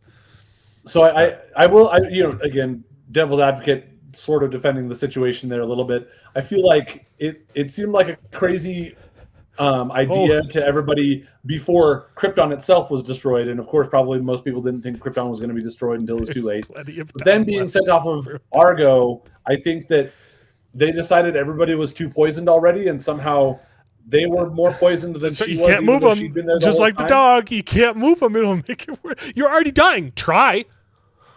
Maybe try.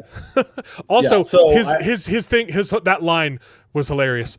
I found my brother's notes on how to build a spaceship. Yeah. That doesn't mean you know how to build one too. Also, why would his notes be in a different place than his spaceship was? Like, how would it the fact that he had access to those was silly. Yeah. Yep. Why didn't she come back with more spaceships? Because she couldn't. She didn't have plans that apparently were essential. But like, also she went to Earth, and Earth doesn't have, generally doesn't have spaceships like that. And at that point, she was assuming that everybody had died because they'd gotten kryptonite poisoning or whatever. So that one doesn't necessarily bother me. That's the other thing. She has to take a bus to the planet that was a trap that actually turned out to not be a trap, just convenient. When she could have just flown there. Because she was at a place with a yellow sun, and she could have gone directly to the other place that also had a yellow sun, and then she would have realized, oh no, there's a green sun, but she's retarded, so she didn't do that. I think they did want to play a little too much of the like, oh no, is our hero going to die? With the like when she gets knocked out of the space shuttle before they come around the bus before they come around to the yellow sun, and it's like, none of us believe she's going to die. Don't play it like you think that we're going to believe you. Ishtar was unfairly panned by critics. It is hilarious, and I will die on this hill. I like Ishtar. It's very funny, and the music is golden. So, that is Supergirl, and that's it. Those are my notes. Yeah. I didn't feel like worrying about trying to take actual notes on it. I was just like, this was... I wasn't planning on it, but man, there were so many stupid things. Yeah. I did not watch Silo because there was no one here who was going to be able to discuss it. So I'll watch. We'll talk about 2 episodes next week. I did watch me half a Widow's Bay, and holy cow, I love it. It's a great, fantastic show. I got up through episode 4. It was pretty good. It was not. I wasn't laughing the whole time or anything like that, but there was definitely some amusing bits in there. Definitely some good stuff. Pretty well done. Yeah. Dude, it's a masterpiece. The timing, the timing on that show is so perfect. Yeah. She-Hulk is a worse role model, I think. She-Hulk, for sure. Yeah. Yeah. Because Supergirl, again, they don't do a good job selling it, but there's a message in the movie of like, be nice, you don't, or be good. You don't have to necessarily be nice, but like be good do That's good what's so funny. things. The end of the end credits scene tells you that the character has grown, but she doesn't. They're like, Not really. the ending scene says, "Now let's talk about how much you've grown," except that we didn't show any of it. Any growth. Yeah. Well, She apparently loves Earth music because she was listening to it and she kept on wanting to put it on, even though she didn't have any connection to Earth, didn't care about Earth. I need to watch season 2. I didn't finish watching that one, but season 1 was pretty good. I liked the first half more than the second half of season 1. I was a little disappointed with that twist. I don't think I watched. Oh, we got to talk about Hot D. It's Okay, interesting. Guys, before I forget, I just gonna say, congratulations on the 4th of July. Have a blessed, Yeah. 4th of July weekend. Good luck And against have a lot England. of Thank fun, you. guys. You Rip had them apart started for to us, chime in on something else there earlier, Mexico. Sorry if we lost you, but what was it you were No, trying to say earlier? my thing cut out. Yeah, I was like having problems with the internet, but I'm gonna head out because I need to get some water. Maybe I go get back in a little bit if I get. I don't think we're going to go with for the much water. longer. There's not a Yeah, lot not left too to much, I don't discuss. think. So Yeah. So, anyways, then I'm gonna say goodbye and thank you for having me again. Have you, a man. good 4th of July, guys. good luck. Thanks, you too. Good luck. You too, Kill guys. Have a England, good one. man. Enjoy your 4th of July that has no point in purpose. Yeah, I for will you. eat wings, alitas, wings. Yes. Wings, I Okay. think. See you, brothers. All right. Have fun. See ya. So I missed the discussion, you guys. I didn't hear what you guys had thought about the first episode. I mean, I saw a little bit on Discord. Mixed. Yeah. Mixed. I think just about everyone who's watching it is mixed. I think it's got some really good stuff in it. I was personally disappointed with the first episode because I've read the books and I know all of the stuff they had to cut. And I also fully accept, like, I don't think most normies for the most part are going to care. Like, it was still pretty well done. I mean, you could tell, like, there was a lot of fog so that you could make the battle scene cheaper. But they still did a really good job with it. It was There lots was of some fog, really- but it was well lit, and you still got some really good shots of the dragons. Like, I think that was a good choice. I still think they did a great job. You can see the money on the screen. Yeah, you can see it. They're using it. They're using a lot of it. They're using it well. I think the writing. What is actually on leaves screen, some I'm to really be liking. desired. Yeah, what I'm actually seeing on screen, I'm really liking. I think. Oh, go ahead. No. You continue. I was just going to say I really like. I really liked the. I don't know where my concern has come in is some of the commentary around Rhaenyra and her being like pushed aside, because like they literally did the exact same thing to Aegon in last season, where they said, you can't fly out, you're the king, we have to keep you here. And part of it is because he is also not as good of a warrior as Aemond, but like they did it to him. But the way that the discussion outside of the show has been is like, oh, it's such a gendered thing that they're disobeying and ignoring the queen because she's a woman, and they would. No, that's exactly what they do with Aegon, and Aemond ends up staying behind, partially because he gets a little afraid of the extra dragons, but as the king, now that he's kind of usurped Aegon's role, he's not going out to fight in the same way. Generally, they did end up sending him to Harrenhal, but like, that's a retarded take to say that they're pushing her aside because it's misogynist. That is stupid.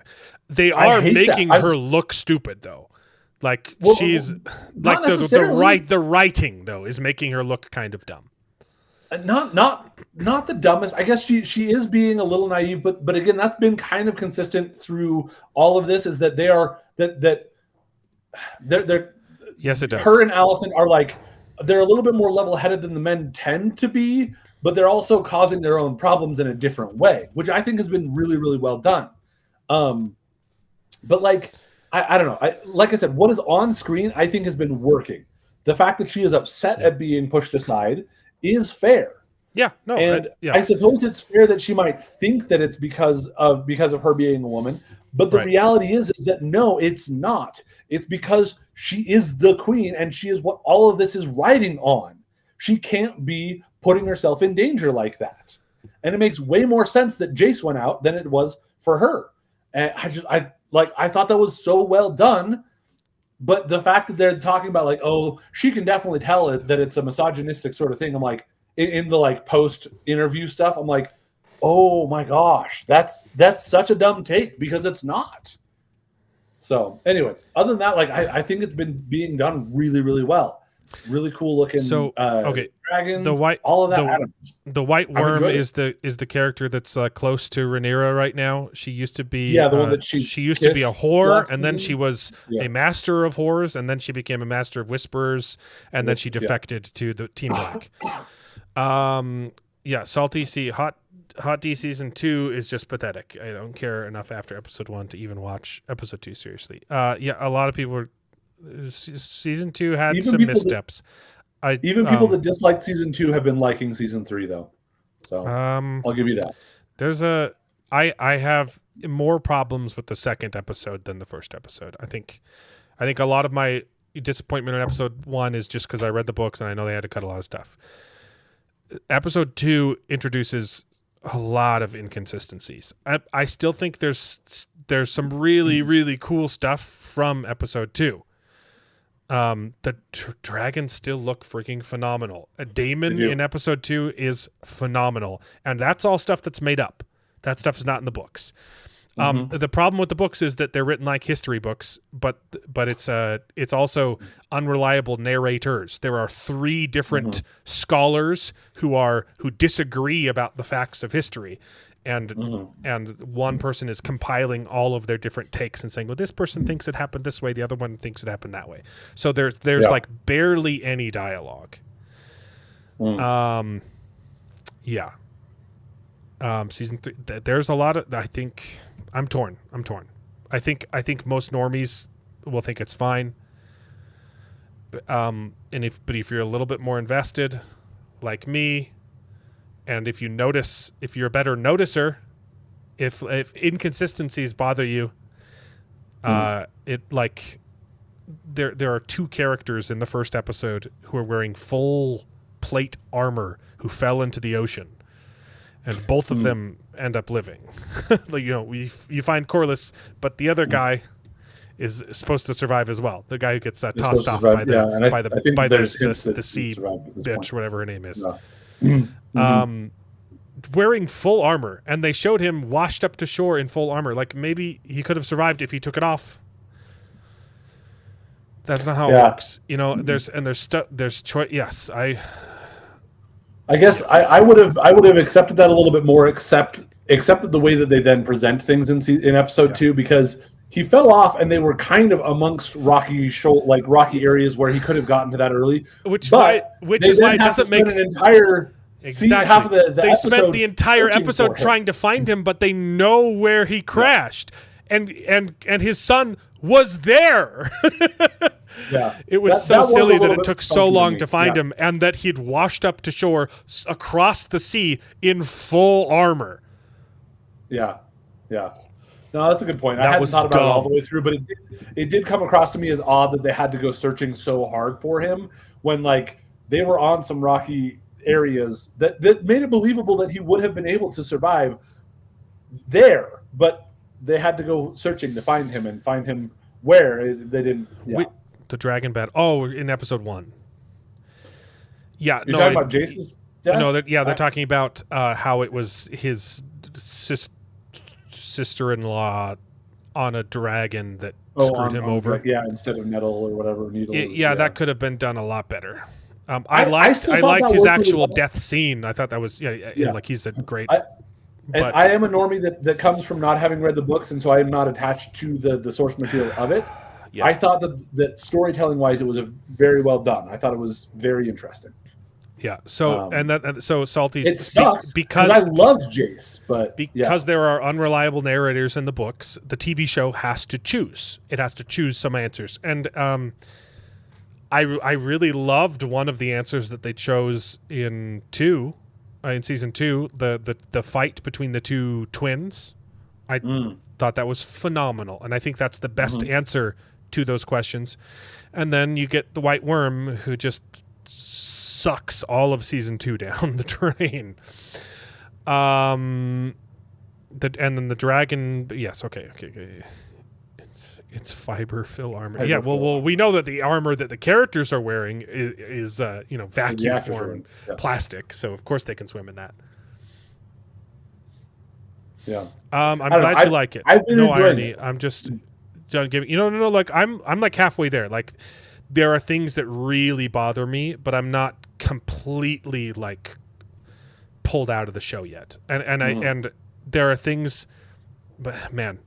I thought episode 1 was fine, and I think, like, for the most part, my disappointment was as a book reader. And I was like, but I think it's perfect. It's mostly serviceable. But then episode 2 compounds a lot of the stuff. And the writing, like finding them, not drowning. That's stupid. A lot of stuff is happening off screen, right? They like, and Damon is the best part of episode 2.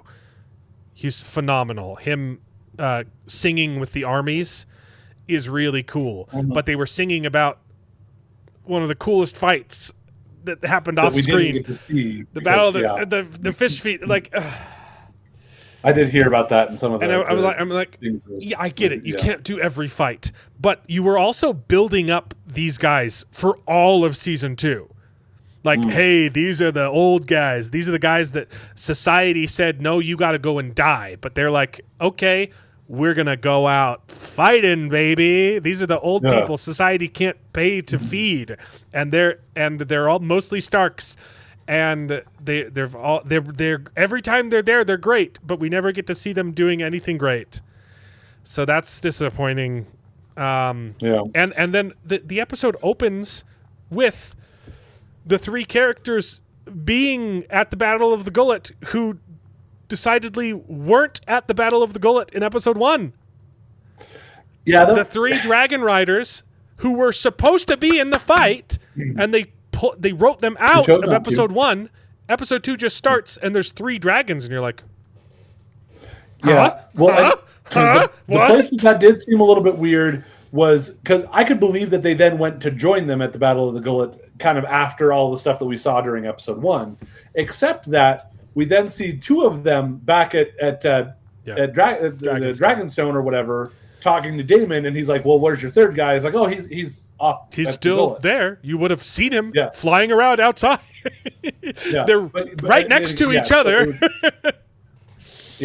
So it was a little bit funky there. I'll give you that. It didn't stand out to me, but you're also right. Like you wrote them out of the first episode, and then I guess they're here now. And I bet that they were supposed to be in the whole fight. I bet they wrote them out largely in part to save a little bit so that they could kill Jace. And so that they could kill Jace. Yeah. So, but he's supposed to die. On the one hand, save a little bit of cost because you only had the 3 dragons instead of 5 dragons or whatever it was that's supposed to have been there. And then also to set up the way that they got. And then have them show up afterwards so that it makes sense for the history of the unreliable narrators to be like, oh yeah, what they've done the whole time. Is they've replaced Nettles with Damon's daughter, and she's gonna serve the exact same role. So Nettles ends up making Queen Rhaenyra a little jealous because there are rumors that Damon is sleeping with Nettles. Now, having read the book, I don't believe that is what actually happened, right? I think a lot of people thought they were, but he wasn't, but it still made her jealous, and that caused problems later on, right? So now that's going to be replaced with Rhaenyra wants the mystery rider to be killed. Damon is going to show up, and it's his daughter, and he's not going to do that, and then that's what's going to cause the tension between the rift between them, Damon and Rhaenyra. And Nettles is such a great. I know, I agree, I but I still don't think that Damon and Nettles were sleeping together. And that's why I'm less forgiving too, because Night of the Seven Kingdoms is so good. So and good. you're like, dude, you can be. You don't have.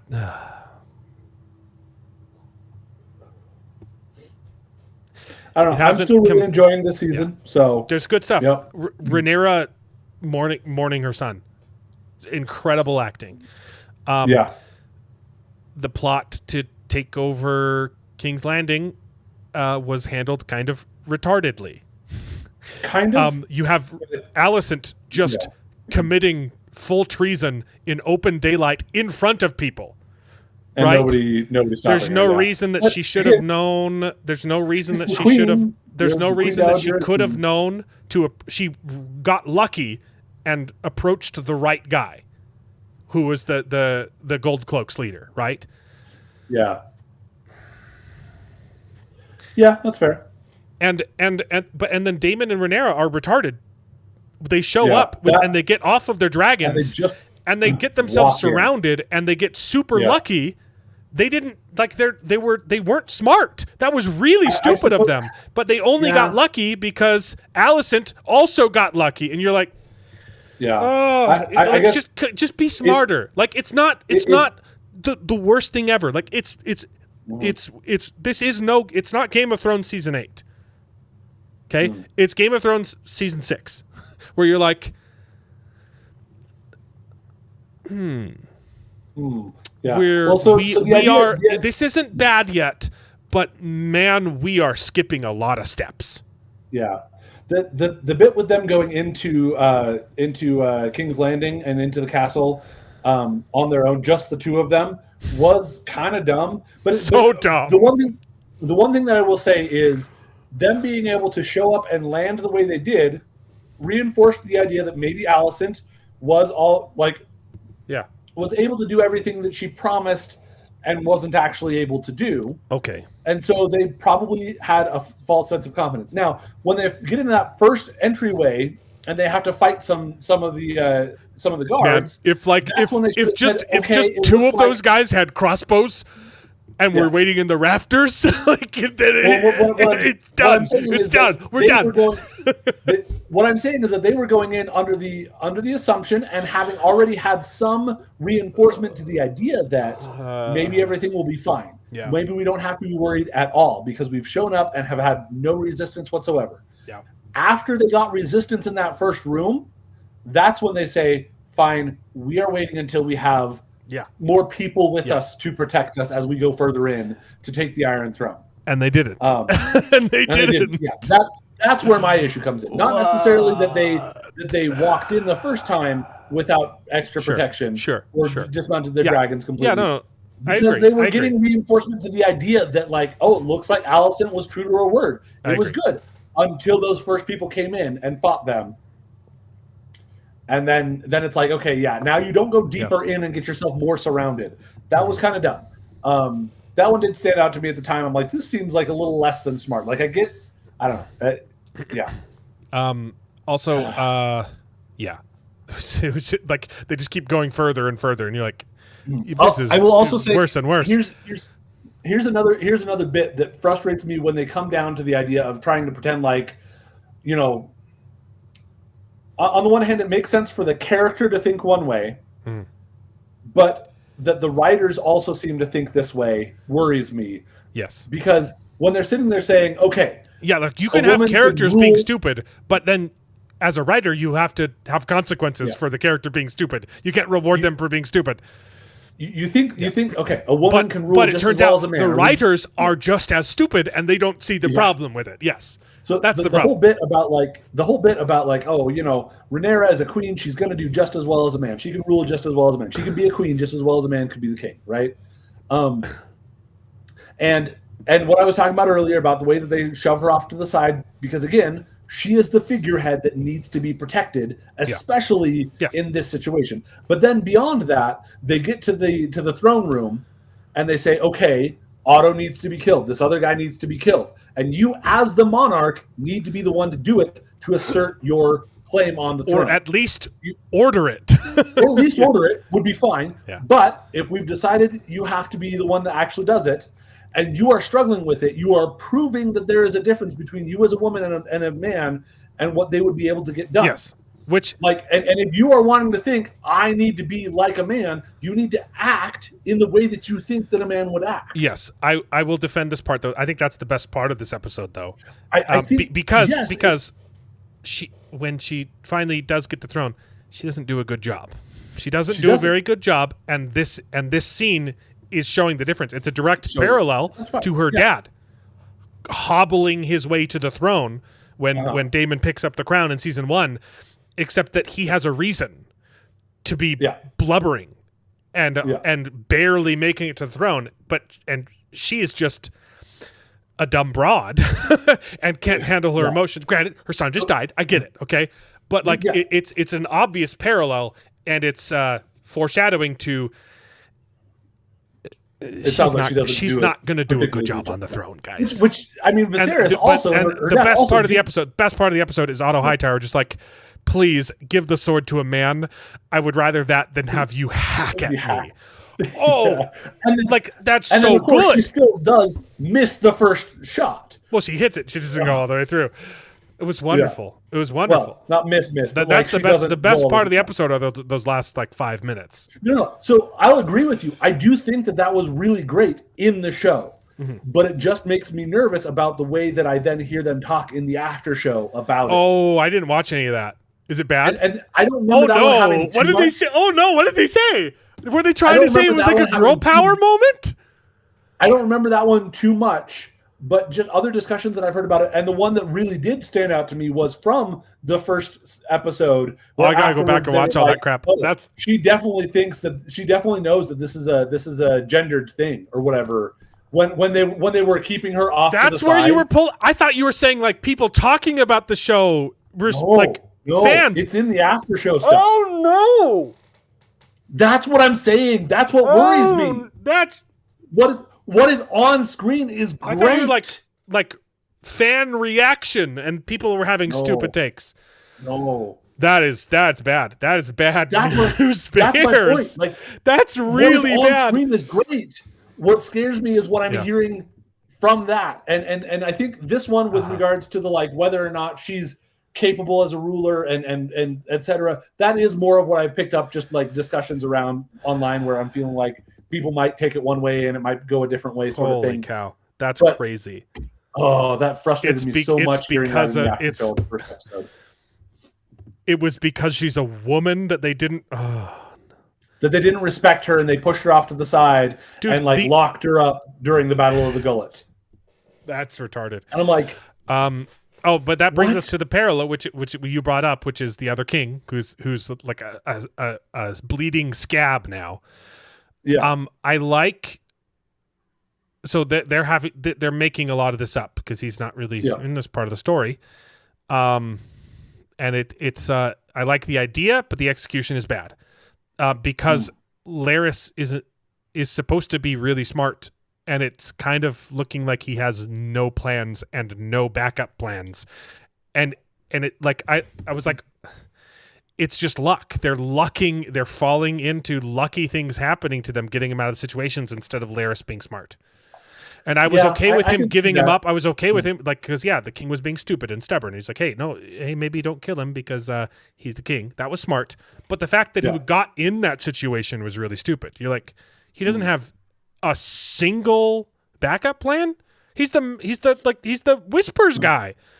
So, he's supposed to the one difference from like at least the way that I see it a little bit differently on that is that he does have the plans because he does have some plans because he left word with one of the guards down in the jail cell saying, "Oh, Lord Strong left a present for you of Otto Hightower."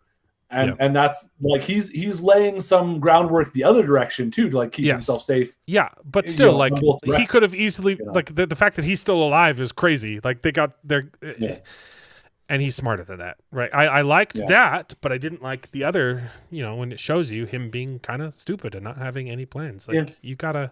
I got you. I feel like that's more the fact that the Triarchy just showed up inland somehow, and that was kind of interesting.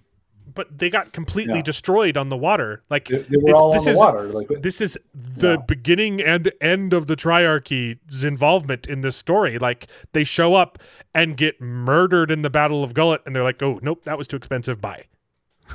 yeah. I don't know why they're inland. That makes no sense. Ugh. Yeah.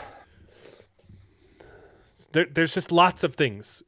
There's too many inconsistencies like that, where you're like, I'm not out yet, and there's stuff to enjoy. There was some really good stuff in these first 2 episodes, but I want to be loving the show, and it's just not there. Yeah, that's fair. It disappoints me. David loved it. David has loved both episodes. He's a normie. He's a big bozo. I'm more with David on that. I see your points and I see your complaints, but I get why people are liking it, but I'm like, it's just. I am more of a non-book normie, so especially with this show, yeah. So I think even if I hadn't read the books, though, I'd be noticing these inconsistencies. Like it's not just changes. I'm really trying hard to be like, look, obviously you have to make changes. Okay, I get it. Adaptation has to happen. I understand how adaptations work. And especially with this, you have to make choices that people aren't going to be happy with because you can't have the same kind of ambiguity. Mm-hmm. And you're going to have to skim over things and leave things out and squish characters together. Man, Nettles is such a good character to squish. Nettles is a really good character to squish. So. Yeah.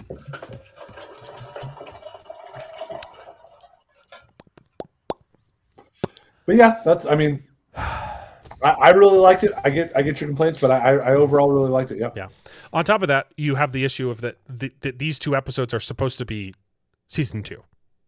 This was supposed to be how season 2 ended, and it would probably be like there are like story arcs that don't feel satisfying because they're being wrapped up in these 2 and you're like with Corliss and his son. Yeah. All season 2 suffered because of this whole plot point that just doesn't get resolved until but then you look back and you're like, oh, it was going to be resolved with him finally getting a name. And there was like season 3 hasn't started yet. If you look at this as season 2, you're like, okay, that's better, but it doesn't negate any of the other problems we've had. But structurally, this fixes a little bit of season 2 and makes it more frustrating that HBO that Warner Brothers is just one of the most retarded companies. Man, they've mishandled so much IP. It's insane. It does seem like there's overall I do feel like they're improving because like there were I mean they put out weapons and they put out a couple of like a lot of the early successes this year were in or it was the end of last year, whatever it was, have been WB. They've been getting some good stuff going, but there is definitely a reason that they were bankrupt and had to sell. Well, part of that was because of AT&T, and they've gotten themselves into a much better position than when they left AT&T. When AT&T let them go, they have recovered significantly since then. Well, so now it's Paramount, though. Probably it's only like 90% positive that's going to go through, but there's enough hurdles that could cause problems. I don't know that kind of makes me a little nervous though too, because the amount of debt that Paramount has already, and then adding in WB's debt, and what Paramount is able to do and what they're doing right now on their own isn't really anything.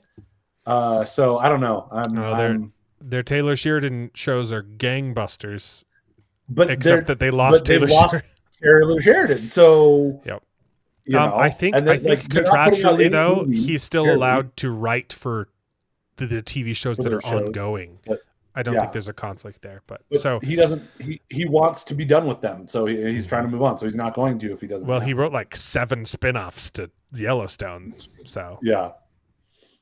But like I don't see it going very well for them moving forward. But I don't know. I mean, if it works, it works. I would rather WB continue to figure itself out, because if they continue on the trajectory that they've been on by themselves, it's mostly working out.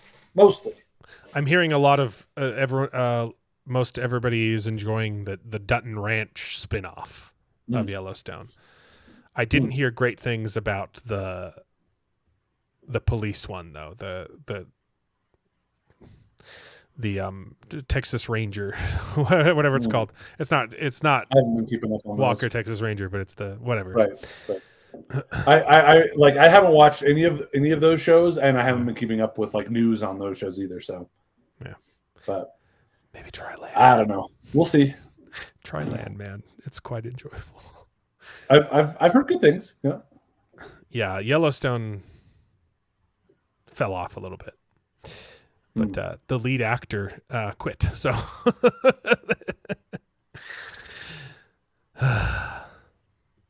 Anyway, Marshalls. That's what. we will have Marshalls. Yeah, okay. We will have to see. Your parents loved Marshalls? Yeah, okay. I haven't gotten around to it, so. Yep. Yeah. It's an interesting place. There's lots of transitions happening, and I'm not talking about Elliot Page. Odyssey comes out in 2 weeks. I don't think I'm seeing. I don't think I can see that opening weekend, but I'll catch it on the next Tuesday.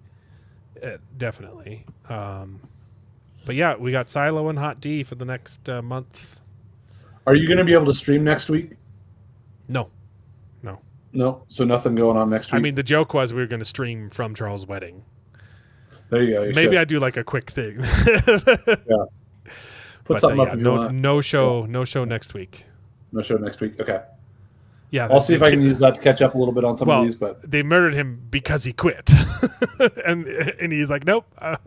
So they had to kill off his character off screen. Yeah. Anyway, oh, gross. No show next week. We have to take a quick break because Charles is getting married, and then we'll have make sure you get that. We'll have 3 episodes of Silo to talk, and I'm sure I will have finished Widow's Bay by then. Because holy cow, if you had not watched Widow's Bay, treat yourself to Widow's Bay. It's Parks and Recreation, except that it's on a haunted island, and it's so good. It's so good. I have not been laughing quite as much at it, but that's the thing. It's not like a joke every 5 seconds. It takes itself seriously, it's but not man, as funny, but the comedy that's there is killer. It's really the timing. It's the characters. The characters are so well written, and the comedic timing is phenomenal. Like they'll just have like backbiting comments under their breath. That is just it's so freaking funny. He's like, what's the Phyllis? It's not Phyllis. The crazy one from episode 4. No, not the crazy one. The crazy one. There's like 10 crazy characters. No, and not the old crazy one. The middle old crazy one. The one that works in the office with him and is always smoking. I don't have time for gossip today. Fine, I won't do any gossip. But apparently, there's no age limit on syphilis. It's such a good line. It's not Kathy, it's like Regina or something like that. I don't know. But the characters are all just super, super well written. They're all really interesting. And I am looking forward to getting more into it for sure. The writing is wonderful. The dialogue is wonderful. The cinematography is incredible. It's really, really well done. And episode 4 is an absolute freaking masterpiece. And I don't want to say anything about it because which one? You need episode 4. Episode 4 is a complete masterpiece. Yeah. So good. Like I don't even want to say the word because then it'll spoil that there's a something. Just watch Widow's Bay. It's so dang good. I've already watched it, some of it twice. I fell asleep when my wife was watching it, and when I go and visit my parents, I'm going to force them to watch it. I'm going to see it 3 times, and I haven't even finished the season, but I have to start it 3 times because I know they're going to love it. So, nice. Very good. Is that it? That's it. I'll probably also see if I can catch up on Shrinking during that time. Yeah. because I had to stop watching Widow's Bay because I didn't want to get my wife mad. I did watch the first episode of season 3, and it kind of feels like season 2 quality. Like it's fine, but it's not as good as season 1. I've really liked all of Shrinking so far. Season 1 is phenomenal. Season 2, and it was fun seeing her in Backrooms. That was one of the fun highlights of Backrooms, was seeing her, the daughter from Shrinking. She looks totally different in Backrooms. She looks like a different person. Yeah. Is Severance? It's supposed to. I don't even think they're done writing it though. Yeah, that's the biggest problem. The turnaround on Severance is insane and unsustainable. They're not even done writing it. Yeah, I don't even know that is a prime example of the terrible schedule of streaming shows is Severance. It's been really bad about that. Salty's comment about don't forget to watch Jaws for the 4th. It's funny because I was getting a lot of Jaws vibes from Widow's Bay. It's very much Parks and Recs meets Jaws. You got a little bit of that in episode 3. Yeah. But episode 3 is also specifically in episode 3 is also like The Ring, but yeah. But even episodes 1 and 2, just the idea of the summer season's coming up. We want to get tourists out here. No, you have to. No. We need to get tourists here. I'm going to do it anyway, in spite of what's going on. Yeah. Nice, dude. That's fun. It's a good show. Yeah. So I'm going to have fun with catching up on that one. Yep. It's a solid show, man. Yep. Episode 5 was probably the funniest episode too. Yeah. Okay. I was laughing a lot. Yeah. I choked. I choked on some water midway through that episode.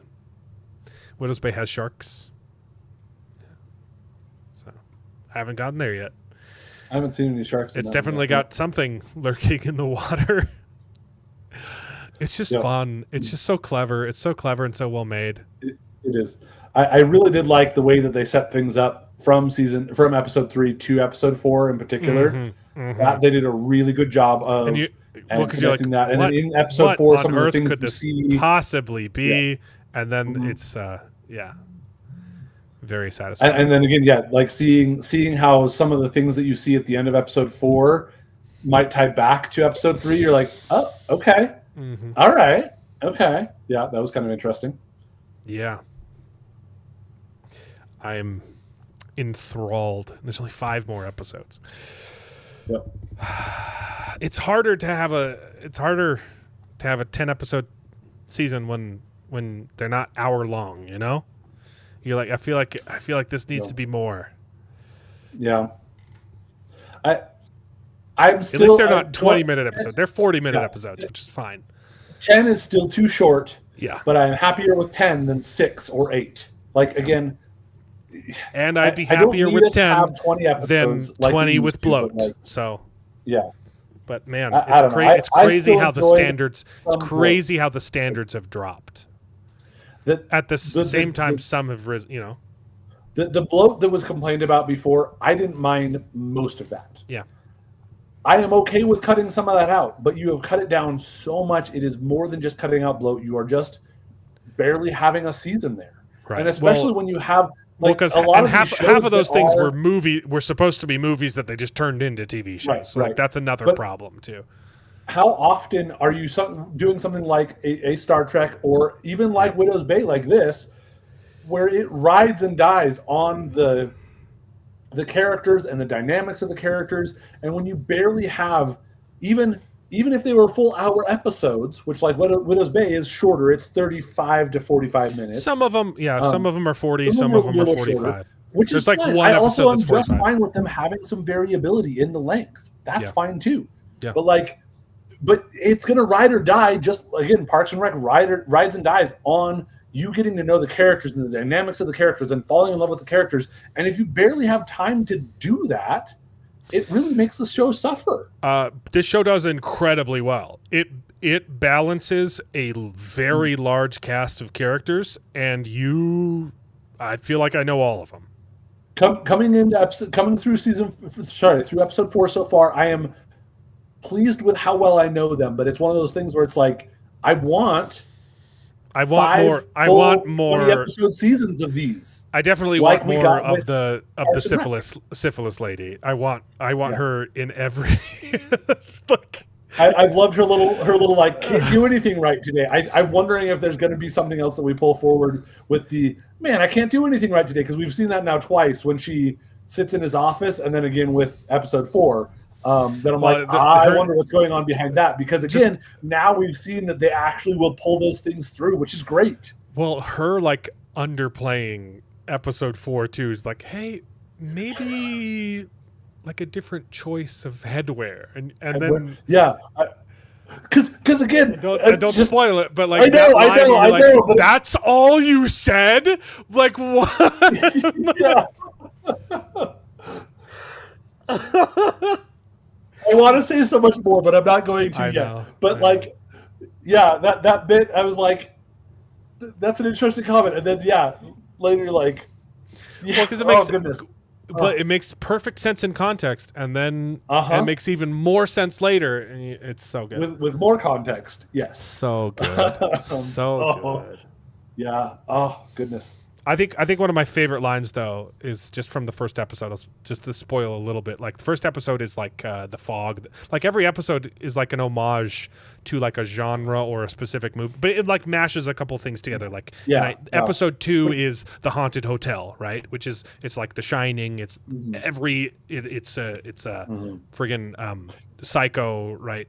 I will say they're subtle enough that like I didn't pick up on how deeply. Yeah, but it's not like it's never like this is ripping off one movie. It's always ripping off like a whole bunch of different movies, right? And it's not Treehouse of Horror, if you will, but it's very much like a. Yeah, I gotcha. Yeah. You say it and it makes perfect sense to me, dude, but I was it's not a crap show. It's really, really good. It's really good. It's good. The best line though, one of my favorite lines in episode 1, it's kind of doing like, hey, there's something in the fog and we don't know what it is. And then and it kind of toys with you like, hey, it kind of jerks the audience's chain a little bit, and we're like, I'm not going to tell you if this is a real thing or if this is just in their imaginations a little bit, right? Yeah. The best line is Kathy, the waitress, who is the worst. There's that line where she comes back into the kitchen, and she's like, hey, table 5 is asking where their food is, and the cook's like, it's right there. It's sitting on the pass. It's been sitting on the pass for 10 minutes. She goes, okay, well, I'm going to go for a smoke break, and I'll take it to him when I get back. And she walks, and it doesn't show what she sees, but it shows her walk to the back door, and she just goes, wow, look at that fog, and just walks into it.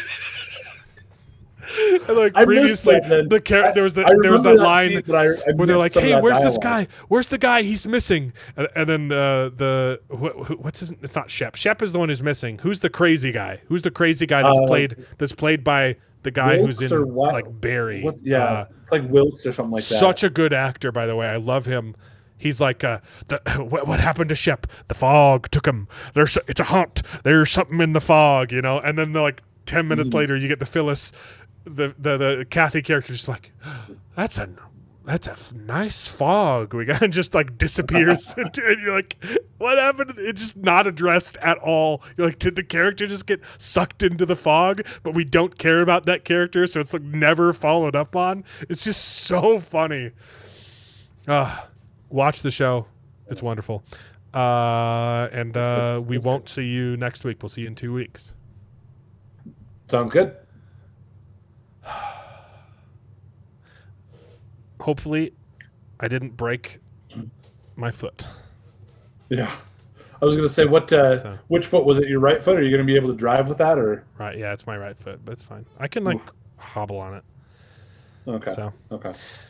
I'll also say if you enjoyed X-Men '97 season 1, you'll probably like season 2.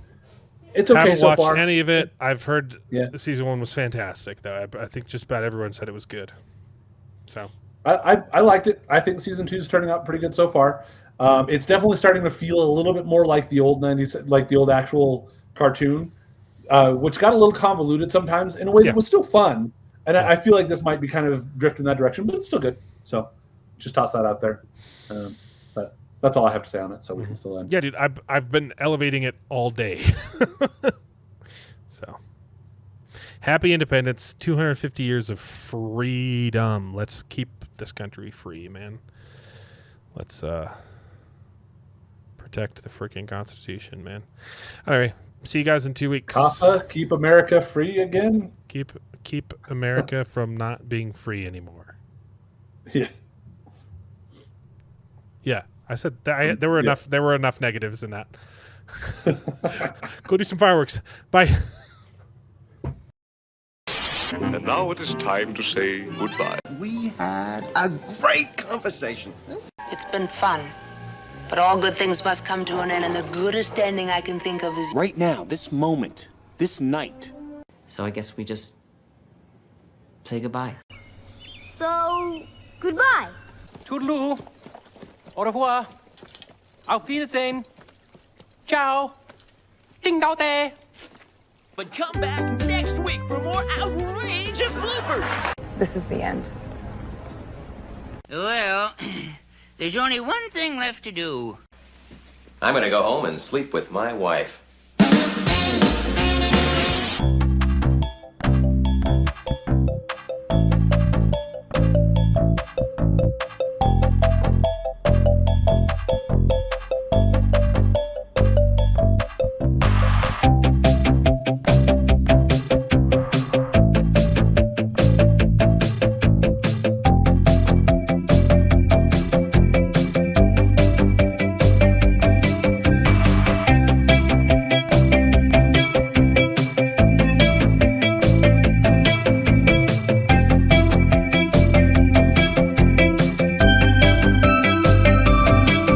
Well, I hope you enjoyed the video. If it's true, please take a minute to subscribe to the channel, and you can join us along for the ride. And if you pay me, I'll try to be more entertaining, so please consider joining Patreon and getting your name in the credits with pride.